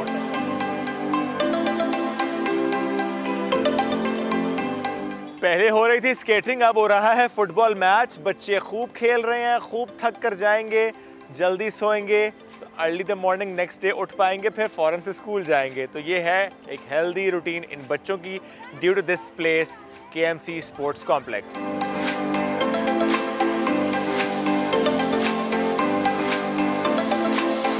लड़के तो ज़बरदस्त स्केटिंग यहाँ पर कर ही रहे हैं, लेकिन लड़कियाँ किसी से पीछे नहीं हैं। और एक ऐसी लड़की जो यहाँ पर सबसे ज़्यादा टेक्निक्स लड़कियों में जानती है वो है अनाया। अस्सलाम वालेकुम अनाया। वालेकुम अस्सलाम। अनाया, कितने टाइम से आप यहाँ पर आ रही हैं? 1 year। एक साल में आपने इतनी टेक्निक सीख ली हैं? जी। कैसे? क्योंकि सर फराज और सर फरीद बहुत अच्छे कोचेस हैं। ओके, ऐसा भी कभी हुआ कि YouTube पर या वीडियोस में देख के आपने कोई टेक्निक सीखी हो या सारा कुछ यहीं पर आकर सीखा? इधर? अच्छा, सब कुछ इधर सीखा है। Anaya, how old are you? I am 9 years old। अच्छा, अनाया जी 9 साल की और यहाँ पर 1 साल से आ रही हैं। तकरीबन कहना चाहिए कि आधी टेक्निक्स इनको आती हैं। तो अनाया, स्केटिंग को लेके बहुत ज़्यादा पैशनेट हैं आप? Yes, I love skating class। Why is that so? Because skating is very fun and it makes us stronger। 1.5 साल के भी नहीं थे, स्केटिंग की थी और अब तक स्केटिंग कर रहे हैं। इतनी मोहब्बत है स्केटिंग से? Actually, my dad is a professional skater and he is the teacher of skating. So I usually saw him. Then he was teaching the student. Okay. Then that I was showing him. Then like this I got. यानी इसका मतलब ये हुआ चूँकि बाबा ने खुद से कहा होगा कि बेटा तुमने तो करना ही करना है, तुम्हें तो करना ही करना पड़ेगा, या खुद का शौक भी था? खुद का शौक था। कभी गिरे, चोट लगी? जी बहुत दफ़ा, लेकिन मेरे बाबा का ये बिल्कुल भी इरादा नहीं था कि वो मुझे स्केटिंग सिखाए। अच्छा। मैं एक दिन वो जा रहे थे किसी क्लास के लिए, वहाँ पे स्केट कर खुद ही आया, मैं क्रॉलिंग करके आया और पहन के उसको खड़ा हो गया। जब से बाबा ने देखा तो उन्होंने बोला अब इसको भी सिखा। छोटा सा क्रॉलिंग करते करते आया, स्केट्स पहने, उसने कहा स्केटिंग करनी है। तो बच्चे जो इतनी अच्छी स्केटिंग कर रहे हैं क्योंकि ट्रेनर्स बहुत अच्छे उनको मिले हैं, बड़े प्यार से उन्हें समझा के ट्रेनिंग करा रहे हैं, गिरने नहीं देते, हाथ थाम लेते हैं। फरीद साहब और फराज साहब साथ मौजूद, उनसे बात करते हैं। अस्सलाम वालेकुम जी। वालेकुम सलाम। फरीद साहब, मुझे आप बताएं कि 2-2 साल का बच्चा, 3-3 साल का बच्चा यहाँ पे ऐसी स्केटिंग कर रहा है जैसे वो कोई 10 साल का बच्चा और वो 3-3 साल उसने स्केटिंग सीखी हो, ये कैसे कर रहे हैं? सर बस वो बैलेंस, हमारी ट्रेनिंग ऐसी है कि फ़र्स्ट हम उनको बैलेंस कराते हैं, जैसे ही बैलेंस इम्प्रूव होता है तो फिर वो अपनी स्पीड जो है उनकी फास्ट होने लग जाती है। अच्छा, अब रेनोवेशन के बाद आप देख रहे हैं कि यहाँ पे रुझान बढ़ता जा रहा है, बहुत ज़्यादा पेरेंट्स लेकर बच्चों को निकल रहे हैं और लेकर यहाँ पर आ रहे हैं। ड्यू टू कोविड ज़्यादा लोग घरों में रहे थे। जी बिल्कुल, माशाल्लाह से। और फिर इसके अलावा भी हमारे जो डायरेक्टर साहब आए हैं, काफ़ी चेंजिंग हुई हैं, जिसकी वजह से माशाल्लाह से ये रीन्यू करवाया गया है, तो पेरेंट्स जो है अट्रैक्ट हो रहे हैं। और माशाल्लाह पहले तो बहुत ज़्यादा स्केटिंग रिंग हमारा जो है वो बहुत लाइट्स नहीं थी, बहुत प्रॉब्लम थी, लेकिन अल्लाह के शुक्र है अब बहुत बेहतर होता चला गया और पेरेंट्स भी आ रहे हैं, इंजॉय कर रहे हैं, पेरेंट्स भी इंजॉय कर रहे हैं, बच्चे भी इंजॉय कर रहे हैं। ठीक, अच्छा फराज, अगर आप इस तरफ आ जाएं, मुझे प्लीज़ आप बताइएगा कि अगर एक बच्चा यहाँ पर आए, वो चाहे 4 साल का हो, 5 साल का हो, कितने महीने में बच्चा बेहतरीन स्केटिंग कर पाता है? स्केटिंग का मिनिमम 6 मंथ। 6 मंथ? 6 मंथ उसको एक अच्छा स्केटर बनने के लिए, अगर वो रेगुलर क्लासेस ले रहा है तो उसको 6 मंथ रिक्वायर्ड है for the good skating. Safety gears हैं और स्केट्स हैं, आप प्रोवाइड करते हैं या ये बच्चे खुद लेकर आते हैं? ये खुद मिल जाते हैं, मिल जाते हैं, लाइट हाउस से मिलते हैं। अच्छा, यहाँ तो बच्चे कर रहे हैं, लेकिन क्या ऐसा भी मामला होता है कि KMC स्पोर्ट्स कॉम्प्लेक्स के ये बच्चे यहाँ सीखने के बाद किसी नेशनल लेवल पर या किसी और रीजनल लेवल पर जाके पार्टिसिपेट करें? 2017 में हमारी इसी ग्राउंड की, पहले तो मैं बताता चलूँ, ये पाकिस्तान का पहला स्केटिंग ग्राउंड और सबसे बड़ा स्केटिंग ग्राउंड अभी तक है ये। ठीक है। और हमारी 2017 में गर्ल्स गई थी थाईलैंड, वहाँ पे इंडिया को बीट किया था रोल बॉल गेम में। अच्छा। उसके बाद 2018 में मैं सर फरीद और मैं 2018 में गए थे, हम दोबारा थाईलैंड गए थे, जिसमें हमने बॉयज़ ने इंडिया को बीट किया था फाइनल में। तो जनाब, जब ट्रेनर्स इतने शानदार हों, वो खुद इतने ज़्यादा अचीवमेंट्स होल्डर हों, तो फिर सारे अब जो बच्चे जिनको वो सिखा रहे हैं वो अभी भी अचीवमेंट होल्डर्स हैं और आगे चलकर मज़ीद अचीवमेंट्स अपने बैग में वो समेटेंगे।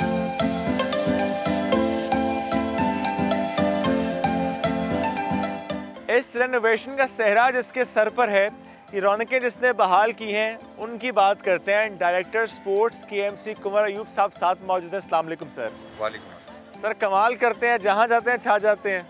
ये कमाल तो आप करते हैं, आप जहाँ आते हैं वहाँ छा जाते हैं। सर मुझे बताएं कि जब आपने चार्ज संभाला, उससे पहले सिर्फ इस हिस्से की अगर मैं बात करूँ, स्केटिंग एरिया की, जो वॉकिंग एरिया है, क्या हालत थी सर यहाँ की? यहाँ जाहिर है कि जिस वक्त मैंने चार्ज संभाला था तो वो ड्यूरिंग द कोविड पीरियड था और कोविड के अंदर तमाम एक्टिविटीज़ बंद थी, तो उस तरह से तवज्जो ज़ाहिर नहीं थी। सही है। तो उसके बाद थोड़ा सा हमें यहाँ मेहनत करनी पड़ी। यहाँ का स्टाफ बहुत ज़्यादा मेहनत के साथ और तनदेही के साथ काम करता है। सही। तो उन्होंने काम किया, इसको बेहतर किया हमारे साथ मिलके। और सबसे बड़ी बात ये थी जो सुपरविजन होती है आपकी, लोगों के ज़िम्मे होता है कि आपको सुपरवाइज़ करें। अगर वो आपके साथ कोऑपरेट करते हैं और वो आपके साथ जो है बेहतर माहौल रखते हैं और आपको ये करेज देते हैं कि आप बेहतर से बेहतर काम करें, तो फिर आपके लिए और आसान हो जाता है कि आप अपनी जो बेहतर सलाहियतें हैं वो उभार के सामने लाएँ। तो अल्हम्दुलिल्लाह सबका मिल मिला के एफर्ट्स के साथ ये काम करना, और आज आप देख रहे हैं ये रंगीनियाँ यहाँ पर, ये माहौल बना दिया अल्लाह ताला ने। सर थोड़ा सा मेंबरशिप से मुतालिक बता दें मुझे, प्रोसीजर क्या होता है, हाउ ईजी इज़ दैट, और डिटेल्स अगर उसकी शेयर कर पाएँ तो। सर ये बहुत इजी है। मैं समझता हूँ कि आज के दौर में पूरे पाकिस्तान में नहीं, पूरी दुनिया में KMC से कम पैसों में मेंबरशिप और इतनी फैसिलिटीज़ के साथ किसी के पास अवेलेबल नहीं होंगी। सिर्फ 8,000 रुपये में आपके पास बेशुमार 18 प्रॉपर गेम्स, जिनके कोचेस मौजूद हों, जिनके ग्राउंड्स मौजूद हों, जिनकी तमाम फैसिलिटीज़ मौजूद हों, वो सब यहाँ पर मौजूद है। और उसको आपको बहुत ईजी है, आपने मेरे ऑफिस आना है, वहाँ अपना कार्ड बनाना है, कार्ड बना के आप यहाँ के मेंबर्स हो जाते हैं, और मेंबर होने के बाद आप तमाम वो फैसिलिटीज़ यहाँ पर एंजॉय कर सकते हैं जो यहाँ पर मौजूद है। Thank you very much sir, आपने मौका दे के हम आए, हमने विज़िट कर, वाकई विज़िट करके बहुत अच्छा लगा, और यहाँ पर जब बच्चों से बात की और अच्छा लगा। जिस तरह माहौल हमने यहाँ पर देखा, स्पेशली जब ख़वातीन ने ये कहा, पहले आती थी तो घास थी बहुत ज़्यादा, डरती थी वो, लेकिन अब आती हैं तो बड़े इत्मीनान से आती हैं, बड़े सुकून से आती हैं। बच्चे कर रहे होते हैं स्केटिंग और वालिदा जो है वो कर रही होती हैं walk. It's very beautiful and very good. एक मामूली सी कॉल में छुपा था ये मामला, या यूँ कहना चाहिए कि किसी का इंतज़ार था, कोई बात करे, कोई सुने, क्योंकि बहुत सी ऐसी उलझनें होती हैं जो सिर्फ बात करने से ही दूर हो जाती हैं। तभी तो कहते हैं कभी कभी दोस्तों में बैठना बहुत ज़्यादा ज़रूरी होता है। आज इस अहम मामले पर जब हम बात करेंगे, आप भी हमें कॉल कर सकते हैं, अपना दिल खोलिए हमसे बात करने के लिए और हमारे इस पैनल से बात करने के लिए। हमारे साथ जो मौजूद हैं साइकोलॉजिस्ट सैयद आफ्ताब शाह साहब, good morning to you. And we have 2 students जिन्होंने ये वीडियो बनाई है, बिकॉज ज़ाहिर है इन्होंने इस मामले पर काम किया। वो भी साथ मौजूद है, फ़िज़ा यूसुफ एंड फौजिया अयाज, आपको भी वेलकम कहेंगे। Starting the conversation from you, मुझे प्लीज़ ज़रा बताएं, क्या ये मामला किसी के साथ हुआ था इन आइसोलेशन जो कि आपको आपके इल्म में आया, देन यू थॉट कि इस पर एक वीडियो बननी चाहिए कि नहीं, आपने एज्यूम किया कि मामला ऐसे होते हैं, दैट्स व्हाई आप लोगों ने वीडियो बनाई? ये हमारी एक अपनी दोस्त थी जिनके साथ ये सब कुछ हुआ था, और वो कोविड टेस्ट पॉजिटिव आया उनका। और उसके बाद हमने जब उनसे बात की इस सब के 14 डेज़ के क्वारंटीन के बाद, जब वो बाहर निकली और फिर हमने उनसे डिस्कस किया, तो हमें लगा कि इसको हमें हाईलाइट करना चाहिए इस इशू को, क्योंकि न जाने कितने ऐसे लोग हैं जो इसी सब चीज़ों से गुजर रहे हैं या आइसोलेशन पीरियड में, और किस तरह से वो तन्हाई उसको महसूस कर रहे हैं। तो वो लोगों को ये मालूम होना चाहिए कि किस तरीके से वो उनकी हेल्प कर सकते हैं जो 14 डेज़ के आइसोलेशन में हैं। अच्छा, मैं थोड़ा सा इस पर मेरा सिर्फ इतना सा है कि जब कोविड स्टार्ट हुआ था उस वक्त मामला खासे मुख्तलिफ थे। उस वक्त आइसोलेशन एंड क्वारंटीन से मुतालिक मामला बहुत डिफरेंट थे। उस वक्त वाकई ये डर खौफ था। आपको नहीं लगता कि अब एज अ पाकिस्तानी हम थोड़ा सा ज़रा स्ट्रांग हो गए, और अब आइसोलेशन हो, क्वारंटीन हो, या फॉर दैट मैटर खुदा ना खासा हॉस्पिटलाइजेशन भी हो, तो हमें मालूम है खौफ था वो खौफ खत्म हो गया। जी एग्जैक्टली, अब हमारी जो है वो इम्यूनिटीज़ स्ट्रॉन्ग हो गई है, हम थोड़ा सा डिसेंसिटाइज हो गए हैं इस मामले को लेकर। मगर इसका मतलब ये नहीं कि खतरा टल चुका है, अभी भी लोग क्वारंटाइन होते हैं और उनको साइकोलॉजिकल इश्यूज होते हैं अभी भी। जी एग्जैक्टली, और जब बंदा बंद होता है कमरे में तो ऑब्वियसली उसको थॉट्स आती हैं इस तरीके की, और उसको मुकाबला करना पड़ता है, बिकॉज एक बंदा जब मसरूफ़ होता है ना तो उसकी थॉट्स बॉटल अप हो जाती हैं, राइट।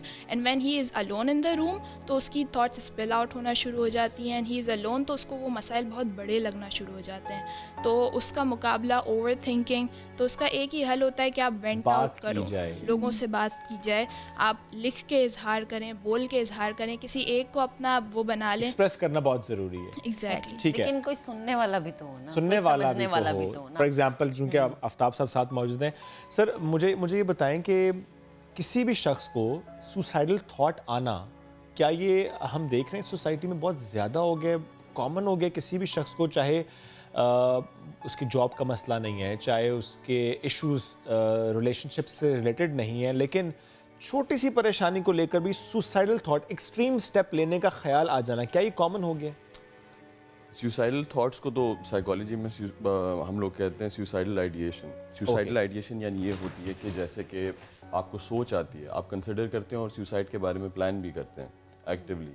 और सुसाइडल आइडिएशन या तो पैसिव होती है या एक्टिव होती है। या तो इंसान अपने साथ ही बात करता है अकेला, अपने साथ ही प्लान करता रहता है, या वो डिस्कस करता है, वो एक्टिव हो जाती है, दूसरों के साथ बात करेगा, लोगों से बात करेगा कि ये मुझे ख्याल आ रहे हैं।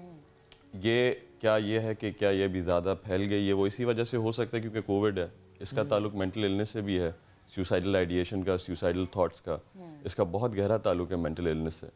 Isolation being one of the factors जिसमें ये होता है क्लिनिकल डिप्रेशन, उसी से पैदा होता है। क्लिनिकल डिप्रेशन में आपको सुसाइडल थॉट्स आते हैं।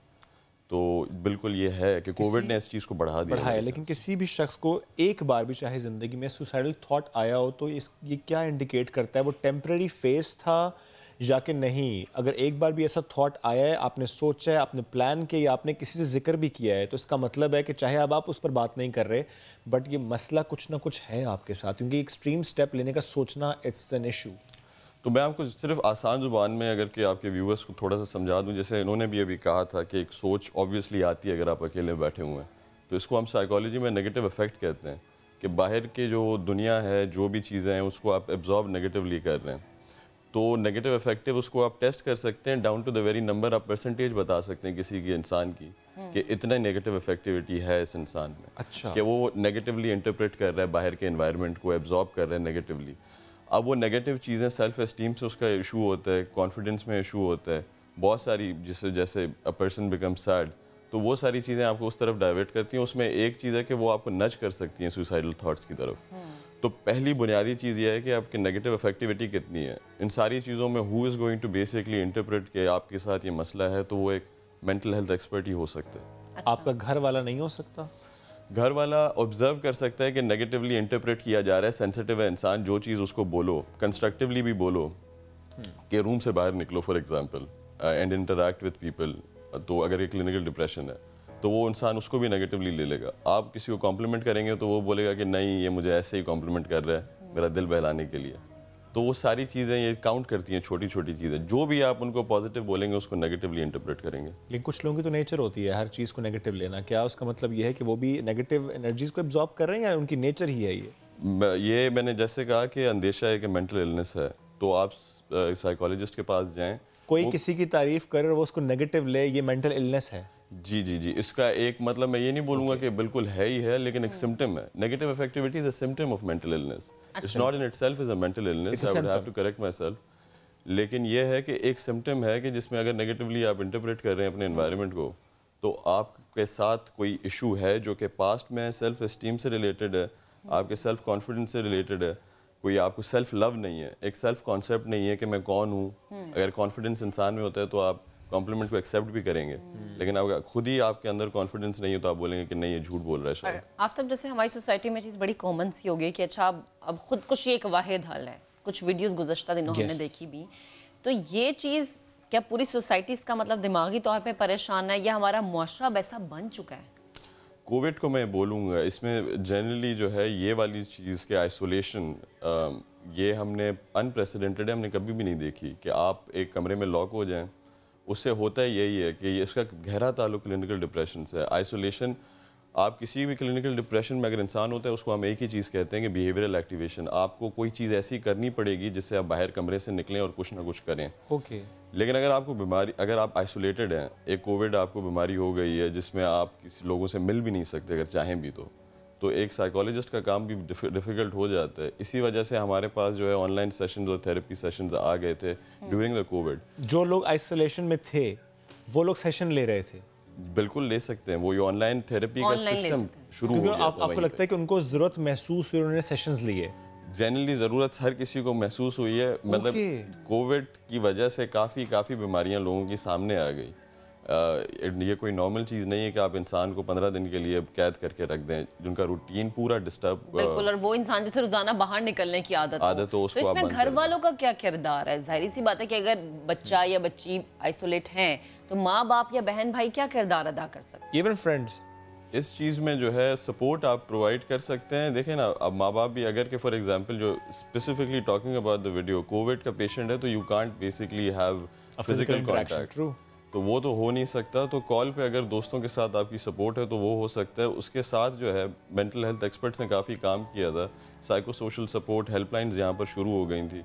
तो उससे ये हुआ कि लोग अगर कि उनको सुसाइडल आइडिएशन हो रही है, जहाँ से वो शुरुआत होता है एक सोच से, तो यू टॉक अबाउट दैट ख्याल कि ख्याल आ रहा है मेरे पास और वो बहुत ही नेगेटिव से और बदतर होता जा रहा है कि मैं अपनी जान लेने का सोच रहा हूँ। ओके। तो उसमें ये होता है कि यू टॉक टू पीपल और seek mental health professional help. यानी जब भी किसी को भी एक दफ़ा ये ख्याल आया कि उसने खुदकशी करनी है तो वो फ़ौरन से किसी मेंटल हेल्थ प्रोफेशनल से बात करे। मुझे आप लोग बताएं कि जनरली एक परसेप्शन अब डेवलप हो चुकी है इन आवर सोसाइटी के, हमारी जो यूथ है वो मोबाइल फ़ोन एडिक्टेड है और वो फिजिकल इंटरेक्शंस पे इतना ज़्यादा बिलीव भी नहीं रखते।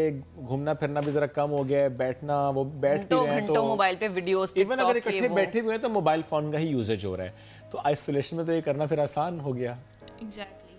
तो इससे जब बंदा अकेला होता है तो जाहिर है उसकी चीज़ों में इंटरेस्ट लूज़ होना शुरू हो जाता है। जिस तरह आपने वीडियो में देखा, लड़की को पेंटिंग करने का शौक़ है, रीडिंग का शौक़ है, मूवी वॉच करने का शौक़ है, तो उसका इंटरेस्ट आहिस्ता आहिस्ता लूज़ हो गया उसमें, बिकॉज उसके पास करने को यही था ना पूरे दिन में। तो अब वो सारा वक्त मोबाइल लेके बैठी हुई है। अब वो दूसरों को देखती है कि वो इंटर्नशिप कर रहा है, कोई उसने उसका ब्लॉग बहुत ज़्यादा सक्सेसफुल जा रहा है, उसने ये ग्रेड्स अचीव किए, और वो उसको लगता है कि मैं तो इतनी बीमार हूँ, अब मैं ज़िंदा भी रह पाऊँगी या नहीं रह पाऊँगी। तो वो जो चीज़ होती है ना, तो आपको चाहिए कि आप अपना स्क्रीन टाइम कट करो। सही है। आप जैसे अगर मैं अपनी बात बताऊँ, so what I do, I just turn off my phone and spend a whole day either watching movies or whatever I want to do, like spending time with family. It's very therapeutic. Do whatever you do but just cut your screen time, because आप वो चीज़ें consume कर रहे होते हो जो कि आपको ज़रूरत नहीं होती करने की। तो आप इसको लिमिट करो, आप अपना फ़ोन बंद करके रखो और आप लोगों के साथ टाइम स्पेंड करो, एंड दैट रियली हेल्प्स। लेकिन जो आइसोलेशन या क्वारंटीन में वो तो बल्कि फोन टाइम बढ़ जाएगा उसका, स्क्रीन टाइम वो तो अम्मा अब्बा के साथ टाइम नहीं ना गुजार सकता, वीडियो ना कॉल बहन पे भाइयों बात करनी पड़ेगी। एग्जैक्टली लेकिन यहाँ पे मैं एक चीज़ मेंशन करना चाहूँगी कि when I was in school तो मेरी एक आदत थी कि मैं लिख के जो है वो अपनी सारी फीलिंग्स को एक डायरी पे लिख दिया करती थी। तो इस तरीके से अगर आपको लगता है कि आप एक आइसोलेशन पीरियड में हैं और कोई आपको सुनने वाला नहीं है, तो ये एक सजेशन दूंगी कि पेपर पे जो भी आपकी थॉट्स हैं वो जब आप पेपर पे उतार देते हैं ना, तो आपका एक 50% जो है ना वो आपका स्ट्रेस इसको ये एक प्रोफेशनल एडवाइस भी यही है कि जो उन्होंने बात कही है कि जर्नलिंग कहते हैं हम इसको साइकोलॉजी में, और अमूमन क्लाइंट्स को हम यही होमवर्क देते हैं that you write down your thoughts. अगर एक क्लटर आपके दिमाग में है तो उसको आप लिख लेंगे तो आपको अंदाज़ा हो जाएगा कि वो क्लटर की अहमियत कितनी है, whether it was all in your thoughts कि वो ऐसी चीज़ थी कि उसमें अहमियत उसकी नहीं थी इतनी ज़्यादा। और हम व्हाट वी डू इज़ हमारी inclination as a human being यही होती है कि हम चीज़ों को हावी कर लेते हैं अपने ऊपर। तो जब आप उनको पेपर पे रखते हैं तो आपको अंदाज़ा होता है कि उसकी असल में अहमियत उसकी कितनी है। और फिर कुछ लोग होते हैं ना जो ये कहते हैं कि हमें सुनने वाला कोई नहीं है, हमें समझने वाला कोई नहीं है, फिर उस तरह के लोगों के लिए क्या हाल है? यही है कि लिखें, बिल्कुल लिखें। एक तो उनको अगर यही लग रहा है कि उनको कोई समझ नहीं रहा तो वो लिखें, और देन अगेन के मेंटल हेल्थ प्रोफेशनल्स हैं जिनकी मैं हेल्पलाइन की बात कर रहा हूँ, they are very screen health initiative की जा रहा है, आप बात करें तो उनको कॉल की जा सकती है और उनसे फिर आप बात कर सकते हैं। Thank you very much Aftab साहब, साथ मौजूद आप दोनों का बेहद शुक्रिया। आप लोगों ने बड़ी अच्छी वीडियो बनाई, ज़ाहिर है आप लोगों ने काम किया कि इस इशू पर बात की, और ज़ाहिर है जब हम बात करें कि ज़रा सा भी कोई नेगेटिव थाट आए और अगर एक्सट्रीम थाट है सुसाइड का, तो you have to talk to some health professional. बहुत ज़्यादा ज़रूरी होता है, और हमारी भी जिम्मेदारी है कि अगर हमें महसूस हो कि कोई और शख्स है हमारे आसपास जो शायद नेगेटिव एनर्जी को एब्जॉर्ब करे, तो फिर हमारा भी काम है कि हम उसका साथ दें, उससे बात करें।